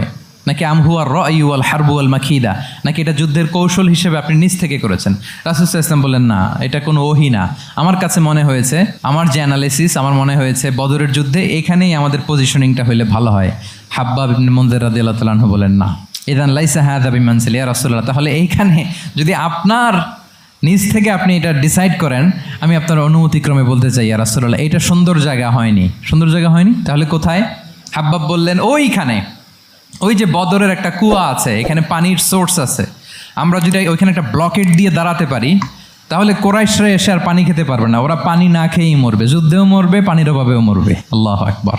এক মুহূর্ত দেরি করলেন না রাসূল সাল্লাল্লাহু আলাইহি ওয়াসাল্লাম, এই অপিনিয়ন পাওয়ার সাথে সাথেই বললেন, এই সেনা ক্যাম্প এখান থেকে উঠে হাব্বাব যেখানে বলেছে ওইখানে যে সেনা শিবির স্থাপন করো। এক সেকেন্ডও দেরি করেন নাই। তাহলে কোনো ইগোইস্টিক ঝামেলা ছিল না, ভেরি অ্যাকোমোডেটিভ ছিলেন রাসূল সাল্লাল্লাহু আলাইহি ওয়াসাল্লাম। আমরা অনেক সময় নতুন কোনো কথা শুনলে, কোনো রিফর্ম শুনলে, শ্রোতাদের মধ্যে থেকে কিছু একটা শুনলে আটকে উঠি, চেঞ্জ করতে চাই না, রিজিড হয়ে থাকে। এই রিজিডিটি রাসূল সাল্লাল্লাহু আলাইহি ওয়াসাল্লামের মধ্যে ছিল না, ভেরি অ্যাকোমোডেটিভ ছিলেন, ইজিলি ওপেন আপ করতে পারতেন। মুহূর্তেই বলেন, ঠিক আছে, আমি যেখানে করেছি আসলে ঠিক হয় না, হাব্বাব যেখানে বলেছে সবাই ওখানে যে সেনা ক্যাম্প স্থাপন করো। আল্লাহু আকবার। উনি চাইলে বলতে পারতেন, এই হাব্বাব, তুমি কি আমার চেয়ে বেশি বুঝো? আমি তো নবী, তুমি আমার উম্মাহ, আমার কাছে ওহী আসে। কোনো ধরনের আর্গুমেন্টে না যে সরাসরি রাসূল সাল্লাল্লাহু আলাইহি ওয়াসাল্লাম এটাকে মেনে নিলেন। আল্লাহু আকবার। তাহলে এই যে ইন্টারাকশন, দেখেন কত চমৎকার ইন্টারাকশন ছিল সাহাবীদের সাথে রাসূলুল্লাহ সাল্লাল্লাহু আলাইহি ওয়া আলিহি ওয়াসাল্লামের। তাহলে good interaction with your followers, এটা জরুরি। আমরা যদি খন্দকের ঘটনা দেখি, খন্দকের যে পরীক্ষা খনন করা হয়েছিল, এটা কিন্তু কোনো মদিনার বা মক্কার কোনো অ্যারাবিয়ান সাহাবাদের কাছ থেকে এই পরামর্শ আসেনি। এসেছে কার কাছ থেকে? সালমান আল ফারিসি। বাড়ি কই? সেই ইরান, ইয়ামান না, ইরানে। উনি হি ওয়াজ পার্সিয়ান, উনি ইরান থেকে আসছে। তাহলে ইজিলি তিনি সাহাবিদের কাছ থেকে চমৎকার অপিনিয়ন আসলে সেটাকে পিক করতেন এবং তাদের সাথে চমৎকার ইন্টারাকশন ছিল। সাহাবিদের সাথে, ফলোয়ারদের সাথে ওনার কতটা গভীর ইন্টারাকশন ছিল, ছোট্ট একটা হাদিস বলে, হাদিসটা সহিহ মুসনাদে আহমদ ইবনে হাম্বালে এসছে। আমি এই পয়েন্টটা শেষ করছি। রাসূল সাল্লাল্লাহু আলাইহি ওয়াসাল্লামের যুগে এক সাহাবী ছিল, তার নাম ছিল জাহির ইবনে হারাম আল আশজাঈ। জাহির, সাহাবীর নাম কি? সবাই বলুন, কি নাম? জাহির রাদিয়াল্লাহু তাআলা আনহু। উনি মদিনায় থাকতেন না, উনি মরুপল্লীতে থাকতেন, মানে বেদুইন ছিলেন আর কি। মদিনা তো শহর, সিটি, উনি সিটিতে থাকতেন না, উনি থাকতেন মরুপল্লীতে। ওখানে তিনি অর্গানিক ফলমূল, শাকসবজি চাষ করতেন। রাসূল সাল্লাল্লাহু আলাইহি ওয়াসাল্লাম ওনার এই অর্গানিক ফলমূল আর শাকসবজি খুব পছন্দ করতেন। ফলে উনি প্রায়ই সেই মরুপল্লী থেকে রাসূল সাল্লাল্লাহু আলাইহি ওয়াসাল্লামের জন্য অর্গানিক ফ্রেশ ফ্রুট আর শাকসবজি মদিনায় নিয়ে আসতেন এবং এগুলো ফ্রিতে দিতেন রাসূল সাল্লাল্লাহু আলাইহি ওয়াসাল্লামকে অ্যাজ এ গিফট। উপহার হিসেবে রাসূল সাল্লাল্লাহু আলাইহি ওয়াসাল্লামকে মরুপল্লী থেকে চাষ করে আনা ফলমূল শাকসবজি দিতেন, আর কিছু শাকসবজি ফলমূল তিনি মদিনার বাজারে বিক্রি করতেন। তো একবার তিনি এসে রাসূল সাল্লাল্লাহু আলাইহি ওয়াসাল্লামকে অর্গানিক এই ফ্রুটগুলো দিয়ে বাকিগুলো মদিনার বাজারে বিক্রি করতেছেন। রাসূলুল্লাহ সাল্লাল্লাহু আলাইহি ওয়া আলিহি ওয়াসাল্লাম বাজার ভ্রমণে গেলেন, যে দেখে ওই তো জাহের, উনি আবার কানা রজুলান দামিমান, একটু কুৎসিত দেখতে, একটু খাটো কুৎসিত শ্যামবর্ণের ছিলেন। তো ওনাকে দেখেই রাসূল সাল্লাল্লাহু আলাইহি ওয়াসাল্লাম পিছন থেকে এরকম ঝাপটে ধরলেন। উনি তো দেখতে পারতেছেন না কে ধরলো। উনি বলে, মান হাদা আরসিলনি, এই ছাড়ো ছাড়ো, কে কে, এই কোন লোক আমারে ধরলো, ছাড়ো ছাড়ো করে অস্থির। যখন পিছনে ফিরে দেখে আল্লাহ রাসূল সাল্লাল্লাহু আলাইহি ওয়াসাল্লাম এখন আর ছাড়াছাড়ি করে না, এখন ওনার পিঠটা রাসূল সাল্লাল্লাহু আলাইহি ওয়াসাল্লামের বুক মোবারকের দিকে আরো লাগাই দিচ্ছে এইভাবে। সুবহানাল্লাহ। এতক্ষণ বলে, এই কে, ছাড়ো ছাড়ো। যখন দেখে রাসূল সাল্লাল্লাহু আলাইহি ওয়াসাল্লাম এখন আর তাড়াহুড়ো করতেছে না, এখন ওনার পিঠটা রাসূল সাল্লাল্লাহু আলাইহি ওয়াসাল্লামের বুক মোবারকের সাথে আরো ঠেলে দিচ্ছে। রাসূল সাল্লাল্লাহু আলাইহি ওয়াসাল্লাম এবার মজার ছড়ে বললেন, মাইয়াশতারি হাযাল আব, ফান করে বলতেছেন, এই একটা দাস আছে আমার কাছে, এই লোকটারে কে কিনবে, আমি বেচবো। জাহির রাদিয়াল্লাহু তাআলা আনহু বলেন, ইয়া রাসূলুল্লাহ ইদান ওয়াল্লাহি তাজিদুনি কাসিদান, আমি কালো মানুষ, আমি সস্তা মানুষ, আমারে বেচলে বেশি দাম পাবেন না আপনি, আমি তো সস্তা মানুষ ইয়া রাসূলুল্লাহ। রাসূল সাল্লাল্লাহু আলাইহি ওয়াসাল্লাম বললেন, আনতা লাস্তা ইনদাল্লাহি কাসিদ ইয়া জাহির, হে জাহির, তুমি আল্লাহর কাছে সস্তা নও, আনতা ইনদাল্লাহি গালি, তুমি আল্লাহর কাছে বড্ড দামি। তোমার স্কিন ব্রাইট কালার না, তুমি কুৎসিত, তুমি দুনিয়াতে সস্তা হতে পারো কিন্তু আমার আল্লাহর দরবারে তুমি কবু সস্তা নও। আনতা ইনদাল্লাহি গালি, আল্লাহর কাছে তুমি বড্ড দামি। দেখেন ইন্টারাকশন কোন মাত্রায় গেলে পিছন থেকে যে এরকম হাক করা যায়, ঝাপটে ধরা যায় এক সাহাবীকে। সুবহানাল্লাহি বিহামদি। এরকম গুড ইন্টারাকশন ছিল অনেক অনেক, ভুরি ভুরি সিরাতের পরতে পরতে আপনারা পাবেন যে রাসূল সাল্লাল্লাহু আলাইহি ওয়াসাল্লামের সাথে সাহাবাদের ইন্টারাকশন কত চমৎকার ছিল। 6 নম্বরে হচ্ছে কারেজ, সাহসিকতা। নেতা হইতে হইলে সাহস লাগবে না? নেতারে বাঁচানোর জন্য কর্মীরা দৌড়াইতেছে সামনে, নেতা যদি ছোটে পেছনে, তাহলে হবে? তাহলে তো তাকে নেতা বলা যায় না। কি বলেন? নেতার তো হি শুড বি কারেজাস, তার সাহসী হইতে হবে, দুর্দান্ত সাহস থাকতে হবে তার। রাসূল সাল্লাল্লাহু আলাইহি ওয়াসাল্লামের এরকম দুর্দান্ত সাহস ছিল, অত্যন্ত সাহসিকতার অধিকারী তিনি ছিলেন। এবং এই লিডারশিপ ট্রেইটটা খুবই জরুরি, এটাকে বলে mother skill. Courage is a mother skill, এটাই সব। এই হিম্মত লাগবে। আর রাজুলু যু হিম্মা ইউহিল উম্মা, যার হিম্মত আছে সেই জাতিকে জাগাতে পারে, ঠিক কিনা? এই যে আমাদের কাছে তো উদাহরণ একেবারে হাতের কাছেই, এই যে 5ই আগস্টে, এই যে জুলাই আপরাইজিং, যদি কারেজ না থাকতো আমাদের তরুণদের, আমাদের জেনজিদের, তাহলে এই পরিবর্তন কি আমরা দেখতে পেতাম? না। আমি গল্প শুনছিলাম যে এই চট্টগ্রাম বিশ্ববিদ্যালয় থেকে 2 জন শহীদ হয়েছে। আল্লাহ তাদের কবরগুলোকে তুমি জান্নাতে টুকরা বানিয়ে দাও। এই যে আমাদের তরুণরা তাজা রক্ত দিয়ে একটা চেঞ্জ এনেছে, পরিবর্তন, এটা তো কারেজ, তাদের সাহসিকতার বহিঃপ্রকাশ, ঠিক কিনা? এটা লাগবে। কেউ যদি লিড দিতে চায়, লিডার হতে চায়, তার এটা লাগবে, মাস্ট। রাসূল সাল্লাল্লাহু আলাইহি ওয়াসাল্লাম অত্যন্ত সাহসী ছিলেন। দুই একটা উদাহরণ আমরা সিরাত থেকে দেখি। একবার মদিনাতে রাত্রিবেলা বিকট একটা আওয়াজ হলো, বিকট এত আওয়াজ, সবাই ঘুম থেকে জেগে গেল। ঘুম থেকে জেগে সবাই হতভম্ব, কিরে এত আওয়াজ তো মদিনাতে কখনো শুনি না। ঘটনা কি? কেউ ঘোড়া নিয়ে, কেউ উট নিয়ে, কেউ খচ্চর নিয়ে, কেউ এমনি খালি পায়ে ছুটতে আরম্ভ করলো আওয়াজের দিকে, দেখি যাই কোথায় কি হলো। সবাই ছুটতে ছুটতে মাঝপথে যেয়ে দেখে রাসূল সাল্লাল্লাহু আলাইহি ওয়াসাল্লাম আওয়াজ কোথায় হয়েছে, কোত্থেকে হয়েছে দেখে ফিরে আসতেছে, আর বলতেছে লান তুরাউ, ডোন্ট ওয়ারি, আরে ভয় নাই, দেখে আসছি আমি। আল্লাহু আকবার। ভয় নাই, আমি দেখে আসছি, এভরিথিং ইজ ফাইন দেয়ার, সব ঠিক আছে, যাও ফিরো মদিনায় ফিরো। সবাই ভয় পেয়ে ঘোড়া টোরা ও ঠাকিয়ে ছুটতে আরম্ভ করছে। অনেক দূর যাওয়ার পরে দেখে রাসূল সাল্লাল্লাহু আলাইহি ওয়াসাল্লাম আবু তালহা রাদিয়াল্লাহু তাআলা আনহুর একটা খুবই ক্ষিপ্ত ঘোড়া নিয়ে উনি দেখে ভিজিট করে ফিরে আসতেছেন। সুবহানাল্লাহ। তাহলে বিপদ ঘটলে নেতা থাকতে হবে কই? সামনে না পেছনে? আমাদের নেতারা থাকে কই?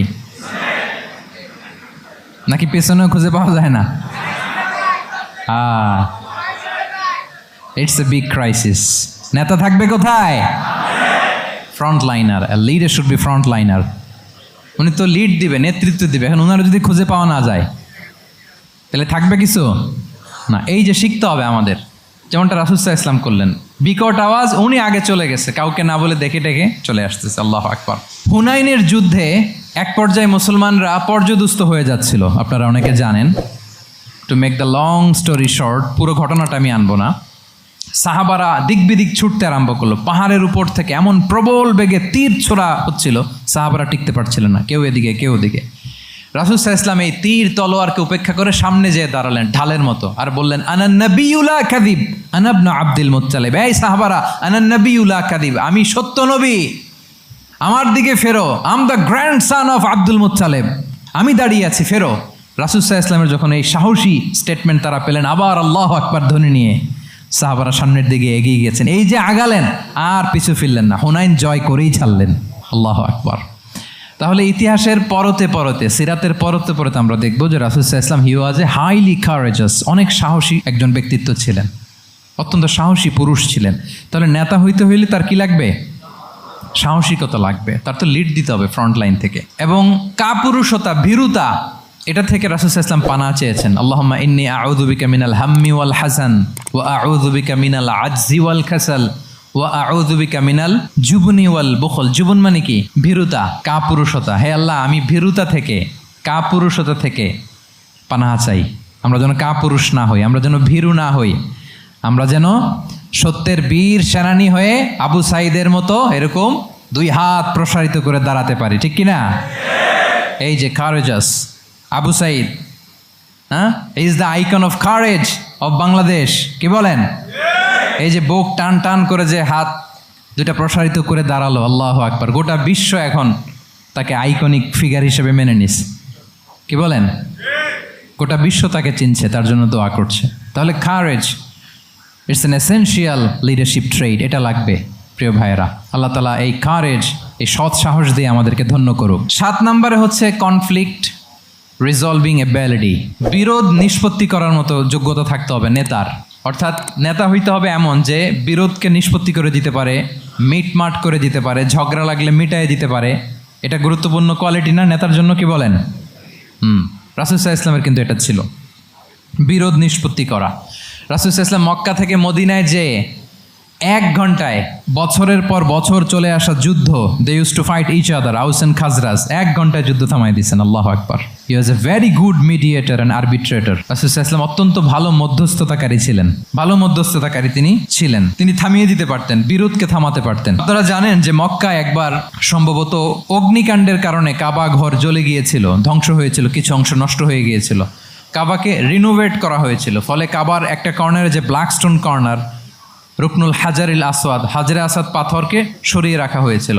এখন কাবা যখন পুনর্নির্মাণ শেষ, ওই হাজরে আসাদ পাথরকে আবার তার জায়গায় রাখা হবে। কিন্তু কে রাখবে?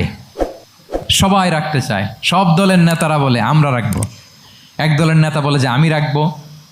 এটা অনেক very prestigious and dignified issue, এই প্রেস্টিজ আমরা কাউকে নিতে দিব না। আরেক দলের নেতা বলে না, আমাদের পাওয়ার বেশি, আমরা রাখবো। আরেক দলের নেতা বলে যে না, এটা আমাদেরই। আরেকজন বলে রক্তের গঙ্গা বইয়ে দিব মক্কায়, কিন্তু এই সম্মান হাতছাড়া হতে দেব না। এখন জাতীয় 4 নেতা গেছে 4 দিকে, সমাধান তো নাই। পাথর কয়টা? পাথর তো মাত্র একটা। ইন দ্য মিন টাইম রাসূল সাল্লাল্লাহু আলাইহি ওয়াসাল্লাম আসলেন। রাসূল সাল্লাল্লাহু আলাইহি ওয়াসাল্লামকে দেখেই সবাই হ্যাপি, সবাই বলে যা আমিনুন রদিনা বি, এই তো আলামিন আসছে, ওই ফয়সালা করবে। আল্লাহ রাসূল সাল্লাল্লাহু আলাইহি ওয়াসাল্লাম বললেন কি হয়েছে? এই ঘটনা। জাতীয় 4 নেতা বলে এই পাথর নিয়ে তারা নিজেরা রাখবে, কাউকে দিবেন। রাসূল সাল্লাল্লাহু আলাইহি ওয়াসাল্লাম বললেন ঠিক আছে, একটা চাদর নিয়ে আসো। চাদর নিয়ে আসা হলো। এবার জাতীয় 4 নেতা চাদরের 4 কর্নার ধরে দাঁড়ালো। রাসূল সাল্লাল্লাহু আলাইহি ওয়াসাল্লাম নিজ হাতে হাজরে আসওয়াদ তুলে চাদরের মাঝখানে রাখলেন। এবার 4 নেতাকে বললেন আসো তোমরা আমার সাথে। তারা আগাতে লাগলো। কাবা ঘরের সামনে যখন আসলো, রাসূল সাল্লাল্লাহু আলাইহি ওয়াসাল্লাম নিজ হাতে, ওনার বরকতময় হাতে আবার হাজরে আসওয়াদ ধরে ঠিক জায়গায় মতো রেখে দিলেন। এতক্ষণ কিন্তু 4 নেতা কি বলছে? কাউরে ধরতে দিব না, কাউকে। কিন্তু এখন চাদরের কোনা ধরেই happy. This is called conflict resolving ability. একজন নেতার এরকম কনফ্লিক্ট, সমাজে যখন এই ধরনের বিরোধ তৈরি হয়, ঝামেলা তৈরি হয়, মারামারির মতো পরিস্থিতি তৈরি হয়, সংঘাতের মতো একটা সিচুয়েশন হয়, নেতা এটাকে রিজলভ করার ক্যাপাসিটি, এবিলিটি তার থাকতে হবে। আল্লাহ রাসূল সাল্লাল্লাহু আলাইহি ওয়াসাল্লামকে আল্লাহ তাআলা এটা দিয়েছিলেন। আল্লাহু আকবার। শুধু বড় বড় জিনিস না, ছোট ছোট জিনিসও করতে হয়। লেটস সে নিজ দলের নেতাকর্মীদের মধ্যে মারামারি, নিজ দেশের ভেতরে মারামারি, দেশের সাথে প্রতিবেশী দেশের বিরোধ, রিজিওনাল সুপার পাওয়ার হলে আশেপাশের অনেকগুলো দেশের মধ্যে বিরোধ, আপনাকে নেতা হয়ে এগুলো মিটমাট করে দিতে হবে। রাসূল সাল্লাল্লাহু আলাইহি ওয়াসাল্লাম এরকম রাষ্ট্রীয় পর্যায়ে, বড় বড় সামাজিক পর্যায়ে, এমনকি ফ্যামিলি অ্যাফেয়ার্সের মধ্যে যত বিরোধ লাগতো রাসূল সাল্লাল্লাহু আলাইহি ওয়াসাল্লাম মিলাই দিতেন। আল্লাহু আকবার। ফ্যামিলি কাউন্সিলিং, এজন্য প্রত্যেক ইমাম খতিবদের এই কাউন্সিলিংয়ের উপর ট্রেনিং নেওয়া দরকার। আমাদের পরিবারগুলো ভেঙে যাচ্ছে, পরিবারগুলো কি হচ্ছে? ভেঙে যাচ্ছে। আমি পশ্চিমা দেশে আমাদের অনেক স্কলারদের দেখেছি যারা ইমাম এবং খতিব, তাদের আলাদা করে উইকলি 7 ঘন্টা 8 ঘন্টা 10 ঘন্টা এরকম রাখতে হয় ফ্যামিলি কাউন্সিলিংয়ের জন্য। যাদের মধ্যে বিরোধ, হাজব্যান্ড ওয়াইফের ঝামেলা চলতেছে, উনি কাউন্সিলিং করে। এটা খুব জরুরি। আল্লাহ রাসূল সাল্লাল্লাহু আলাইহি ওয়াসাল্লাম এটা করতেন, সাহাবাদের মধ্যে করতেন, ইভেন নিজের স্ত্রীদের মধ্যেও করতেন। সহিহ বুখারীতে এসেছে ওনার স্ত্রীদের মধ্যে 2টা গ্রুপ ছিল। পজিটিভলি নেন, 2টা গ্রুপ, আবার এটা ওই গ্রুপ মনে করেন না। অর্থাৎ মানবিক কারণে সামান্য যে জেলাসি থাকে এক স্ত্রীর সাথে আরেক স্ত্রীর, এটা তো খুব স্বাভাবিক। ওই ওনাদের মধ্যে একসাথে তো অ্যাট এ টাইমে খুব সম্ভবত 9 জন স্ত্রী বেঁচে ছিলেন। হাফসা রাদিয়াল্লাহু তাআলা আনহাকে কেন্দ্র করে একটা গ্রুপ, আয়েশা রাদিয়াল্লাহু তাআলা আনহাকে কেন্দ্র করে একটা গ্রুপ। তাদের মধ্যে অনেক কথাবার্তা, কিছু মানবিক কারণে যেগুলো হয়, এটা কিন্তু ছিল। রাসূল সাল্লাল্লাহু আলাইহি ওয়াসাল্লাম প্রায় ওনাদেরকে নিয়ে বসে এগুলো রিজলভ করে দিতেন। ওনার নিজের কন্যা ফাতেমা রাদিয়াল্লাহু তাআলা আনহার সাথে আলী রাদিয়াল্লাহু তাআলা আনহার যদি মনোমালিন্যের ঘটনা ঘটতো, এগুলো উনি রিজলভ করে দিতেন। এবং খুব কাছাকাছি ছিল কিন্তু ঘর। যারা মদিনায় মাআরিদুস সিরান নাবাবিয়া ওগুলোতে গিয়েছেন, দেখবেন যে রাসূল সাল্লাল্লাহু আলাইহি ওয়াসাল্লামের ঘরের পাশেই অন্যান্য স্ত্রীদের ঘরগুলো একটার পর একটা, পাশেই ফাতেমা রাদিয়াল্লাহু তাআলা আনহার ঘর। একবার তিনি দুপুরবেলা ফাতেমা রাদিয়াল্লাহু তাআলা আনহার ঘরে গেলেন, যে দেখেন যে ঘরে আলী রাদিয়াল্লাহু তাআলা আনহু নেই। তো জিজ্ঞেস করলেন যে আইনা ইবনু আম্মি, কোথায় আলী কোথায়? তো বললেন যে কানা বাইনি ওয়া বাইনাহু শাই, আমাদের মধ্যে একটু ঝগড়াঝাটি হয়েছে আর কি, মনোমালিন্য হয়েছে। ফাগাদাবানি, উনি একটু রেগে গেছেন আমার উপর। ফাখারাজা ফালাম ইয়াকিল ইনদি, প্রত্যেকদিন খাওয়ার পরে তো এখানেই কাইলুলা করে, আজকের ঘরে কাইলুলা করে নাই, কই যেন চলে গেছে। তো কোথায় গেল? রাসূল সাল্লাল্লাহু আলাইহি ওয়াসাল্লাম লোক পাঠালো, খুঁজে দেখো আলী কোথায়। আলী রাদিয়াল্লাহু তাআলা আনহু উনি মনের কষ্ট নিয়ে মসজিদে নববীর মধ্যে শুয়ে আছেন। রাসূল সাল্লাল্লাহু আলাইহি ওয়াসাল্লাম খুঁজতে খুঁজতে মসজিদে নববীর ভেতরে গেলেন, দেখলেন যে উনি যে শুয়ে আছে, ওনার গায়ের জামাটা এক পাশে পড়ে আছে আর বালুর মধ্যে ওনার শরীর পড়ে আছে। তো উনি ডাকলেন কুম ইয়া আবা তুরাব, কুম ইয়া আবা তুরাব, হে বালির বাবা আলী, বালির বাবা আলী ওঠো ওঠো। মজা করে বললেন যে ইয়া আবা তুরাব, যেহেতু বালি লেগে আছে গায়ে, বালির বাবা আলী ওঠো। ওখান থেকে ধরে এনে ফাতেমা রাদিয়াল্লাহু তাআলা আনহার কাছে নিয়ে আস, দুইজনকে পাশে বসিয়ে এই যে আবার মিটমাট। এটা ছিল রাসূল সাল্লাল্লাহু আলাইহি ওয়াসাল্লামের ডেইলি বেসিসে একটা অ্যাক্টিভিটি। কনফ্লিক্ট তিনি রিজলভ করে দিতেন। সহিহ বুখারীতে একটা অধ্যায় আছে কিতাবুস সুলহি ফিল বুখারীতে আছে কিতাবুস সুলহ, এটার নাম, অধ্যায়টার নাম হচ্ছে কিতাবুস সুলহ, মানে মীমাংসা করে দেওয়ার অধ্যায়। একটা পরিচ্ছেদ আছে, পরিচ্ছেদের নাম হচ্ছে বাবু কওলিল ইমামি লি আসহাবিহি ইযহাবু বিনা নুসলিহ বাইনাহুম। রাসূল সাল্লাল্লাহু প্রায় বলতেন যে আমাকে নিয়ে যাও, আমি মিলাই দিব। ঝগড়া ঝাঁটি মারামারির কথা শুনলে রাসূল সাল্লাল্লাহু আলাইহি ওয়াসাল্লামের বিখ্যাত ডায়লগ এটা। উনি বলতেন, আরে ঝগড়া, ইযহাবু বিনা, আমি আছি না, আমার নিয়ে যাও, আমি মিলাই দিব। আমাকে নিয়ে যাও, আমি সংশোধন করে দিব। আল্লাহু আকবার। তাহলে কনফ্লিক্ট রিজলভিং এবিলিটি এটা একজন নেতার থাকা চাই। 8 নম্বরে হচ্ছে visionary. A leader should be futuristic. সময়ের আগে চলতে পারা, এটা নেতার কাজ। He should see beyond the boundary, out of the box. তাকে আউট অফ দ্য বক্স চিন্তা করতে হবে। কর্মীরা যদ্দূর দেখে এরপর থেকে নেতা দেখা শুরু করবে, তখন সেই হয়ে উঠবে নেতা। এটাকে বলে ভিশনারি। এই ট্রেটটা একটা লিডারশিপ ট্রেট, খুব গুরুত্বপূর্ণ লিডারশিপ ট্রেট, মানে ফারসাইটেডনেস থাকা, দূরদর্শিতা থাকা, ফিউচারিস্টিক অ্যাটিটিউডের হওয়া, সময়ের আগে চলতে পারা, মানে আগ থেকে আন্দাজ করতে পারা। রাসূল সাল্লাল্লাহু আলাইহি ওয়াসাল্লামের মধ্যে এটা ছিল। কেমন ছিল? ওনার দুই একটা উক্তি আমি কয়েকটা হাদিস শেয়ার করি। তিনি বলতেন, ইন্নাল্লাহা যাওয়ালি আল আরদা ফারাআইতু মাশআরিকাহা ওয়া মাগারিবাহা ওয়া ইন্না মুলকা উম্মতি সায়াবলুগু মুলকুহা মা যুবিয়ালি মিনহা। আল্লাহ তাআলা এই পৃথিবীটাকে ফোল্ড করে ছোট রেপ্লিকা বানিয়ে আমার সামনে তুলে ধরেছেন। ফারাআইতু মাশারিকাহা ওয়া মাগারিবাহা, আমি পৃথিবীর প্রাচ্য পাশ্চাত্য সবটুকুন দেখেছি। আর আমি যদ্দূর দেখেছি ঠিক তদ্দূর জায়গায় আল্লাহ তাআলা লা ইলাহার বাণী পৌঁছে দিবে। পৃথিবীতে এমন কোনো জায়গা আছে যেখানে লা ইলাহার ধ্বনি উচ্চারিত হয় না? এমন কোনো জায়গা নেই। তার মানে ফিউচারিস্টিক। সে 1400 বছর আগের কথা, যে পৃথিবীর আনাচে কানাচে কোথাও বাকি থাকবে না, সব জায়গায় ইসলাম পৌঁছে যাবে। অন্য জায়গায় বললেন, লায়াবলাগান্না হাযাল আমরু মা বালাগাল লাইলু ওয়ান নাহার ওয়ালা ইয়াতরুকুল্লাহু বাইতা মাদার ওয়ালা ওয়াবার ইল্লা আদখালাহুল্লাহু হাযাদ দ্বীন। এই ইসলাম যেখানে দিন হয়, রাত হয়, পৃথিবীর যেখানে দিন রাত্রি সংঘটিত হয়, সব জায়গায় পৌঁছবে। এমন কোনো কাঁচা ঘর, পাকা ঘর, কোনো জঙ্গল, কোনো পাহাড়, কোনো ভূখণ্ড, এই পৃথিবীতে এমন কোনো জনপদ থাকবে না যেখানে ইসলামের বাণী পৌঁছবে না। সব জায়গায় পৌঁছে যাবে। আল্লাহু আকবার। তাহলে এটা হচ্ছে ফিউচারিস্টিক অ্যাটিটিউডের ব্যক্তিত্ব হওয়ার কারণে তিনি এমনটি বলেছেন। আগাম বুঝে ফেলতেন। আপনারা হুদাইবিয়ার সন্ধির কথা জানেন না? হুদাইবিয়ার ট্রিটির কথা শুনেছেন না? 1400 সাহাবা গিয়েছিলেন ওমরা করতে, ওরা ওমরা করতে দিবে না, সন্ধি করো। তো কি সন্ধি? বলে যে রসুলুল্লাহ লেখা যাবে না, মুহাম্মদ রসুলুল্লাহ, নো রসুলুল্লাহ, রসুলুল্লাহ কাটো। সাহাবিরা বলে আমরা কাটতে পারবো না।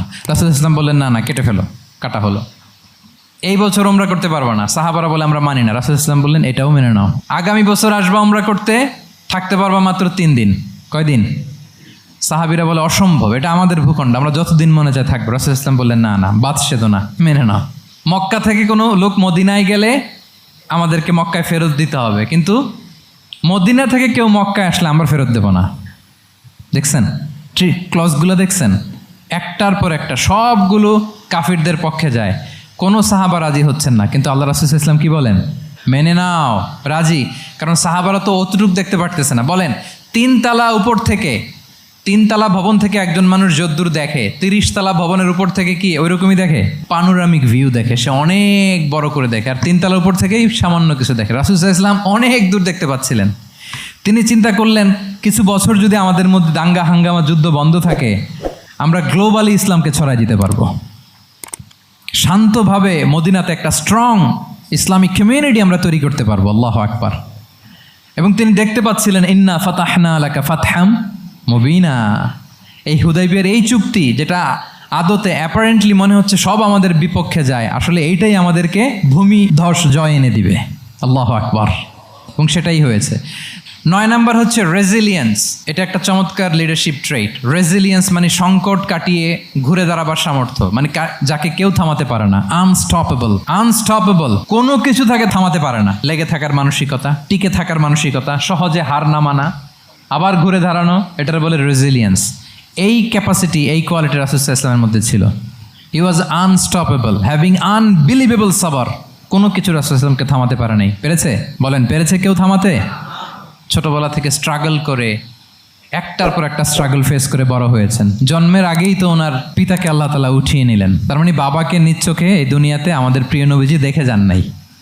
আল্লাহ রাসূল সাল্লাল্লাহু আলাইহি ওয়াসাল্লাম ওনার বাবাকে, পিতাকে দেখছেন? দেখেন নাই। ওনাদের আমেনা এবং আব্দুল্লাহ, ওনাদের সংসার ছিল মাত্র সপ্তাহখানেক, 1 সপ্তাহ সংসার। এই সপ্তাহখানেকের সংসারেই আল্লাহ তাআলা রাসূল সাল্লাল্লাহু আলাইহি ওয়াসাল্লামকে ওনার মায়ের পেটে পাঠিয়েছেন। আব্দুল্লাহ চলে গেলেন ব্যবসায়, ফিরে আসার পথে ওখানেই মারা গেলেন ইয়াসরিবে। তার মানে জন্মের আগেই বাবাকে হারালেন, ইয়াতিম হয়ে দুনিয়াতে আসলেন। এরপরে মাকে হারালেন, এরপরে দাদাকে হারালেন, এরপরে চাচাকে হারালেন। Physically, mentally torture, emotionally traumatise করার যত ধরন আছে কাফিররা করেছে, কোনো কিছু রাসূল সাল্লাল্লাহু আলাইহি ওয়াসাল্লামকে থামাতে পেরেছে? ওনার লাইফ থ্রেট ছিল। হিজরতের রাতে তো আল্লাহ তাআলা বললেন আজই যেতে হবে, না হলে হত্যার ষড়যন্ত্র হচ্ছে, ব্ল্যাক ম্যাজিক করা হয়েছে। রাসূল সাল্লাল্লাহু আলাইহি ওয়াসাল্লাম খাসির মাংস, খাসির যে বাজুর মাংস, এটা পছন্দ করতেন। খাইবারে এক ইহুদি নারী এই খাসির মাংসের মধ্যে বিষ মিশিয়ে পয়জন দিয়ে রাসূল সাল্লাল্লাহু আলাইহি ওয়াসাল্লামকে খাইয়েছিল হত্যার জন্য, একটার পর একটা। বলেন রাসূল সাল্লাল্লাহু আলাইহি ওয়াসাল্লামের মিশন থেকে এক চুল পরিমাণ ওনাকে পেছনে নেওয়া গিয়েছে? He was unstoppable. This is called resilience. একজন নেতার মধ্যে এই রেজিলিয়েন্ট মানসিকতা থাকতে হবে যে আমাকে কেউ থামাইতে পারবে না, আমরা আমাদের মঞ্জিলে মকসুদে যাবই, এই মেন্টালিটির হইতে হবে। এটা হচ্ছে একটা লিডারশিপ ট্রেট, রেজিলিয়েন্ট। 10 নম্বরে হচ্ছে স্ট্র্যাটেজিক লিডারশিপ। নেতার কৌশলী হতে হয়, তার যেই লক্ষ্য, মিশন, ভিশন, এটা সে সুকৌশলে আদায় করে নিবে। শুধু স্ট্র্যাটেজি নিয়ে, রাসূল সাল্লাল্লাহু আলাইহি ওয়াসাল্লামের স্ট্র্যাটেজি নিয়ে সুদীর্ঘ আলোচনা হতে পারে। আমি 2-1টা স্ট্র্যাটেজির কথা বলি, 2-1টা ওয়ার স্ট্র্যাটেজি। যুদ্ধের ময়দানে উনি কি স্ট্র্যাটেজি অবলম্বন করতেন দেখেন। উনি যুদ্ধের ডিস্ট্রাকশনকে, ক্যাজুয়ালিটি মিনিমাইজ করবার জন্য ওনার নির্দেশনা থাকতো, খবরদার কোনো নারীর গায়ে হাত তুলো না যুদ্ধের ময়দানে, শিশুর গায়ে হাত তুলো না, কোনো পাদ্রীর গায়ে হাত তুলো না, উপাসনারত যে সন্ন্যাসীরা আছে তাদের গায়ে হাত তুলো না, ওই এলাকার গবাদি পশুগুলোকে মেরো না, গাছপালা ধ্বংস করো না, যারা তোমাদের বিরুদ্ধে তলোয়ার ধরেনি তাদেরকে অ্যাটাক করো না। আল্লাহু আকবার, হোয়াট এ স্ট্র্যাটেজি! এবং যুদ্ধ চলাকালীন সময়ে সব সৈনিককে উনি এক জায়গায় মোতায়েন করতেন না, 5 ভাগে ভাগ করে নিতেন। ডান পাশে মাইমানা, বাম পাশে মাইসারা, সামনে হচ্ছে মুকাদ্দিমাতুল জাইশ, মাঝখানে কালব, পেছনে খালফ। এইভাবে 5টা ব্যাটালিয়নে ভাগ করে তারপরে তিনি যুদ্ধ পরিচালনা করতেন। What a war strategy! বদরের যুদ্ধে যখন পৌঁছলেন মদিনা থেকে 130 কিলোমিটার দূরে, দূরে আবসা দেখা যায়, মরিচিকার মধ্যে দেখা যায় ওই যে মুশরিকরা ওখানে আসছে, কিন্তু তারা কতজন এটা তো বোঝা যায় না। তো কিছু ছেলে এই মরুভূমিতে থাকে, ওদেরকে পানি সরবরাহ করে। এদেরকে রাসূল সাল্লাল্লাহু আলাইহি ওয়াসাল্লাম জিজ্ঞেস করলেন যে কুরাইশরা যে আসছে তারা সংখ্যায় কত? এটা না জানলে তো উনি ওনার ওয়ার স্ট্র্যাটেজি ঠিক করতে পারবেন না, যুদ্ধের কৌশল। তো এরা বলে নাহনু লা নাদরি, আমরা জানি না কত। এখন এটা কিভাবে তিনি বের করবেন? সংখ্যায় তারা কত এটা তো আমাকে ফাইন্ড আউট করতে হবে। রাসূল সাল্লাল্লাহু আলাইহি ওয়াসাল্লাম বলেন যে ওরা কি খায়? বলে যে প্রতিদিন ওট জবাই করে খায়। তো রাসূল সাল্লাল্লাহু আলাইহি ওয়াসাল্লাম বলেন যে প্রতিদিন কয়টা ওট লাগে? বলে যে ইয়াউমান তিসআন ওই ইয়াউমান আশরান। 2 দিন হয়েছে আসছে, তো প্রথম দিন দেখলাম 9টা জবাই করছে, আজকে দেখছি 10টা জবাই করছে। রাসূল সাল্লাল্লাহু আলাইহি ওয়াসাল্লাম বললেন ইদান আল কওমু মা বাইনা আত-তিসআমিয়া ওয়াল আলফ। তাহলে ওরা 900 থেকে 1000-এর মধ্যে। সুবহানাল্লাহ। এবার বলেন বদরের যুদ্ধে কুরাইশদের সংখ্যা ছিল কত? আল্লাহু আকবার, হোয়াট এ ওয়ার স্ট্র্যাটেজি! নমুনা দেখে বুঝে ফেলছেন কতজন তারা। এইভাবে রাসূল সাল্লাল্লাহু আলাইহি ওয়াসাল্লাম ওনার স্ট্র্যাটেজি নির্ধারণ করতেন। লোকেশন শেয়ার করতেন না। সুবহানাল্লাহ। কোথায় যাবেন বলতেন না, চলো চলো বলে ছুটতেছেন। কোথায় যাবেন উনি জানেন। অ্যাটাক করবেন এই দিকে, ডান দিকে। অ্যাটাক করবেন কোন দিকে? কিন্তু মদিনা থেকে বের হতেন বাম দিক দিয়ে। অ্যাটাক করবেন উত্তরে, মদিনা থেকে বের হতেন কোন দিক দিয়ে? দক্ষিণ দিক দিয়ে। যে রাতে হিজরত করবেন মদিনা উত্তর দিকে, উনি দক্ষিণ দিকে চলে গেছেন গারে সাউরে 3 দিন থেকে আগে, ওরা যাতে বুঝতে না পারে। সুবহানাল্লাহ। এটা ছিল রাসূল সাল্লাল্লাহু আলাইহি ওয়াসাল্লামের ওয়ার স্ট্র্যাটেজি। এবং সবাই যেই পথে মক্কা থেকে মদিনা যায় উনি কিন্তু ওই পথে যাননি। ক্যারাভেনগুলো, কাফেলাগুলো যেই পথে মক্কা থেকে মদিনা ইউজুয়াল রুট যেটা, যাননি। সাওয়াহেলি পথে, সাগরের পাশ দিয়ে স্পেশাল একজন গাইড ভাড়া করে তিনি গিয়েছেন। আল্লাহু আকবার। This is called strategy. তাহলে স্ট্র্যাটেজিক লিডারশিপ লাগবে। একজন নেতার স্ট্র্যাটেজিক প্ল্যানিং ঠিক করা লাগবে, এটা তাকে সামনের দিকে আগাতে অনেক সহায়তা করবে। 11 নম্বর, প্র্যাকটিক্যাল উইজডম, অর্থাৎ প্রজ্ঞা থাকতে হবে। একজন নেতা যে ডিসিশনগুলো সে মেক করবে এটা প্রজ্ঞায় সুসজ্জিত হইতে হবে। আল্লাহ রাসূল সাল্লাল্লাহু আলাইহি ওয়া আলিহি ওয়াসাল্লামের যতগুলো সিদ্ধান্ত ছিল, কাজ ছিল, কোনোটাই প্রজ্ঞা থেকে খালি ছিল না, সবগুলো ছিল প্রজ্ঞায় সমৃদ্ধ। ভুরি ভুরি উদাহরণ হাজির করা যেতে পারে। আমি 2টা উদাহরণ দিই। মাক্কি জীবনের একটা উদাহরণ দিই। রাসূল সাল্লাল্লাহু আলাইহি ওয়াসাল্লাম মক্কাতে নবুয়তের 5ম বৎসরে যখন নও-মুসলিম সাহাবাদের উপর অত্যাচারের মাত্রা মারাত্মক বেড়ে গেল, রাসূল সাল্লাল্লাহু আলাইহি ওয়াসাল্লাম সাহাবাদেরকে হিজরতে পাঠালেন। বলেন তো কোথায় পাঠিয়েছিলেন? সবাই বলুন।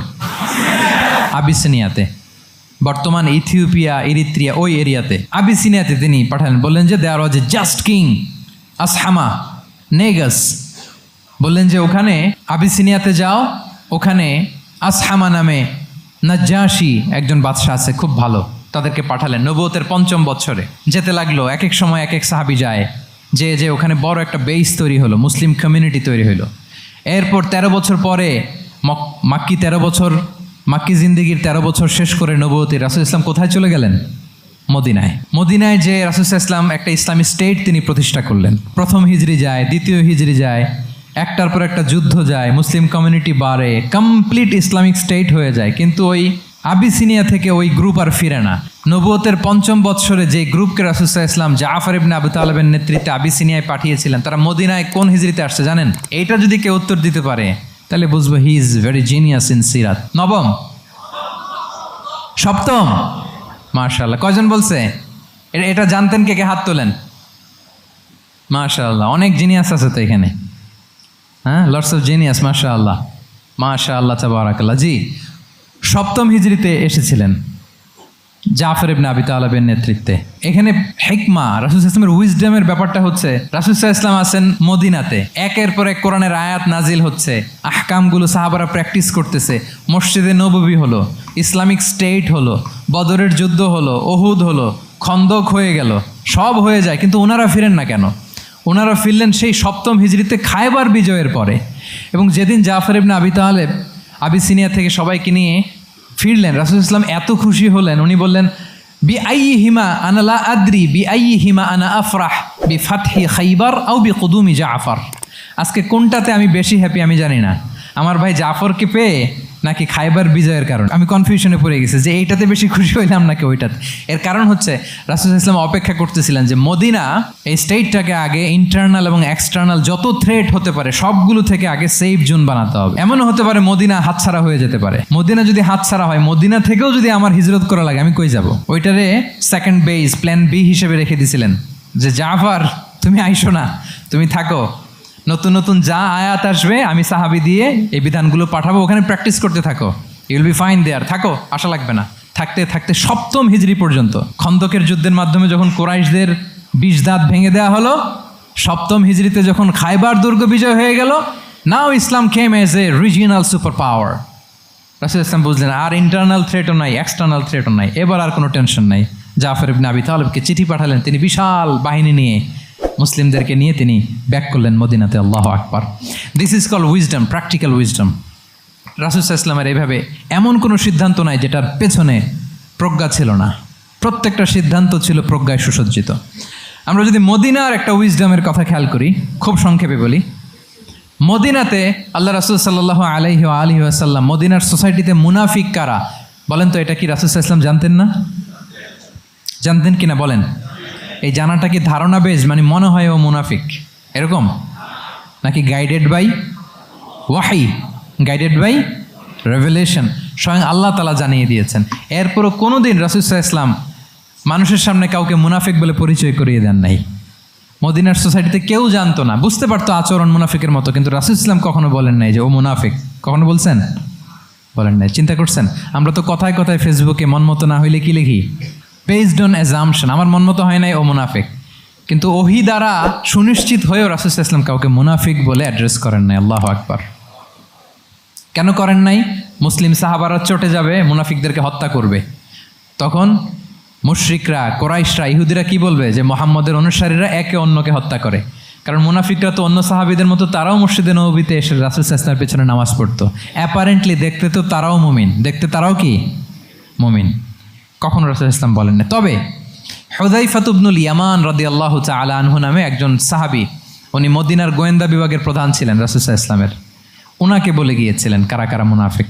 নামের লিস্টটা অ্যাজ এ রেফারেন্স শুধু ওনাকে বলেছিলেন, আর কাউকে বলেন নাই। এজন্য ওমরে ফারুক রাদিয়াল্লাহু তাআলা আনহু যখন মদিনার খলিফা, তখন তিনি কেউ মারা গেলে ওনাকে যখন জানাজার ইমামতির জন্য বলা হতো, উনি দেখতেন যে ওই জানাজায় হুযায়ফা গিয়েছে কিনা। যদি হুযায়ফা ইবনুল ইয়ামান ওখানে যেতেন, উনি ওই নামাজের ইমামতি করতেন। আর যদি দেখতেন ওইখানে হুযায়ফা নাই, ওইখানে ওমরও নাই রাদিয়াল্লাহু তাআলা আনহু, আল্লাহু আকবার, তিনি কৌশলে পাশ কাটিয়ে বলতেন অন্য কেউ এই নামাজের ইমামতি করে দাও, আমি যাব না। আল্লাহু আকবার। তাহলে রাসূল সাল্লাল্লাহু আলাইহি ওয়াসাল্লামের উইজডম দেখেন, তিনি কমিউনিটির মধ্যে ইউনিটি ধরে রাখার জন্য কখনো মুনাফিকদের নাম বাই নেম তাদেরকে চিনতেন, কখনো ডিসক্লোজ করেন নাই। আল্লাহু আকবার, দিস ইজ কল্ড উইজডম। 12 নম্বর হচ্ছে লাস্ট পয়েন্ট হচ্ছে succession management. A good leader produces a good leader, a true leader produces a true leader. একজন ভালো নেতা সে ভালো নেতা তৈরি করে, কি বলেন? একজন যোগ্য নেতা আরো যোগ্য উত্তরসূরি তৈরি করে, ঠিক কিনা বলেন? আমি শুধু নেতা, নেতৃত্বের সব গুণ আমার মধ্যে খালি হাবুডুবু খায়, আমি কাউরে নেতা বানাইতে পারলাম না, তো আমি চলে যাওয়ার পরে আমার দল চালাবে কে? আমার দেশ চালাবে কে? এই উম্মাকে নেতৃত্ব দিবে কে? রাসূল সাল্লাল্লাহু আলাইহি ওয়াসাল্লাম নিজে যেমনি অনুসরণীয় নেতা ছিলেন, অনুকরণীয় নেতৃত্ব দিয়েছেন, তিনি এরকম নেতৃত্ব তৈরিও করে গিয়েছেন, ঠিক কিনা বলেন? আল খোলাফা আর রশিদিন আল মাহদিন, তাদের কথা যদি খেয়াল করেন, আবু বকর রাদিয়াল্লাহু তাআলা আনহুর ব্যাপারে তো ওনার প্রচ্ছন্ন কিছু ইঙ্গিতও ছিল। ওনার অবর্তমানে নামাজ পড়িয়েছে কে মসজিদে নববীতে? আবু বকর রাদিয়াল্লাহু তাআলা আনহু। ওনার হজ পালনের আগে হজের জন্য পাঠিয়েছিলেন কাকে? নবম হিজরিতে আবু বকর রাদিয়াল্লাহু তাআলা। এগুলো ছিল প্রচ্ছন্ন ইঙ্গিত। এবং সাকিফায়ে বনু সাঈদাতে ওমরে ফারুক বললেন যে আপনাকেই আমরা নেতা মানি, সবাই এক বাক্যে মেনে নিল। আজও ওই জায়গাটা মসজিদে নববীর এক পাশে সাকিফায়ে বনু সাঈদার বড় সাইনবোর্ড আছে, ওখানে বিকেলবেলা আনসারি সাহাবারা বসে গল্প করতেন। ওই জায়গাতে আবু বকর রাদিয়াল্লাহু তাআলা আনহুর খলিফা নির্বাচনের ব্যাপারটা ঘটেছিল। উনি ওসিয়ত করে গিয়েছিলেন ওমরে ফারুক রাদিয়াল্লাহু তাআলা আনহু খলিফা হবেন। ওমরে ফারুককে যখন অ্যাসাসিনেশন করা হলো, উনি একটা প্যানেল করে দিয়ে গেলেন। সেখান থেকে ওসমান রাদিয়াল্লাহু তাআলা আনহু হলেন।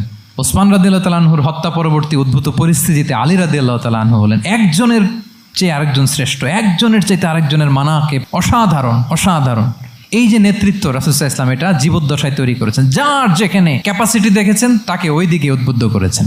যার মধ্যে যুদ্ধের ব্যাপারে জ্ঞান দেখেছেন তাকে যুদ্ধের সেনাপতি বানিয়েছেন। Khalid bin Walid, chief of the Muslim military, মুসলিম বাহিনীর সেনাপ্রধান ছিলেন কে?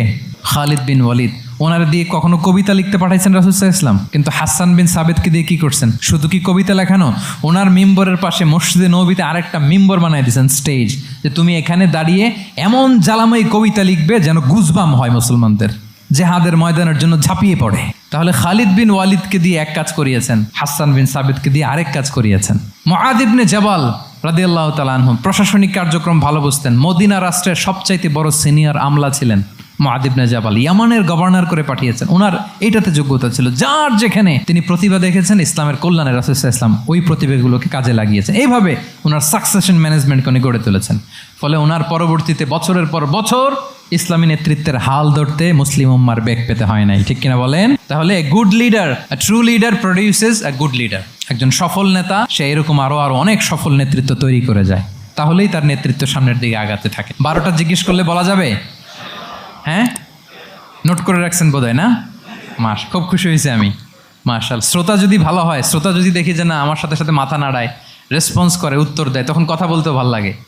মানে এত গরমের মধ্যে, এত কষ্টে, অল আর সোয়েটিং, বাট এত মনোযোগের সাথে আপনারা শুনেছেন। আল্লাহ তাআলা আপনাদেরকে কবুল করুক। যুগোপযোগী নেতৃত্ব তৈরি করবার জন্য রাসূল সাল্লাল্লাহু আলাইহি ওয়াসাল্লামের এই যে leadership trait, leadership features, leadership quality, ওনার যে নেতৃত্বের ধরন আমরা জানলাম, এগুলো থেকে আমাদের অনেক শেখার আছে, অনেক নেয়ার আছে। আমরা চাইবো আমাদের আগামী নেতৃত্ব আল্লাহ রাসূল সাল্লাল্লাহু আলাইহি ওয়াসাল্লামের এই লিডারশিপ ট্রেড থেকে উপকৃত হবে। তারা এগুলো স্টাডি করবে, এখান থেকে তারা তাদের নিজেদের নেতৃত্বকে সাজাবে। আল্লাহ তাআলা আমাদের সবাইকে কথাগুলো বোঝা আর আমল করার তৌফিক দান করুক।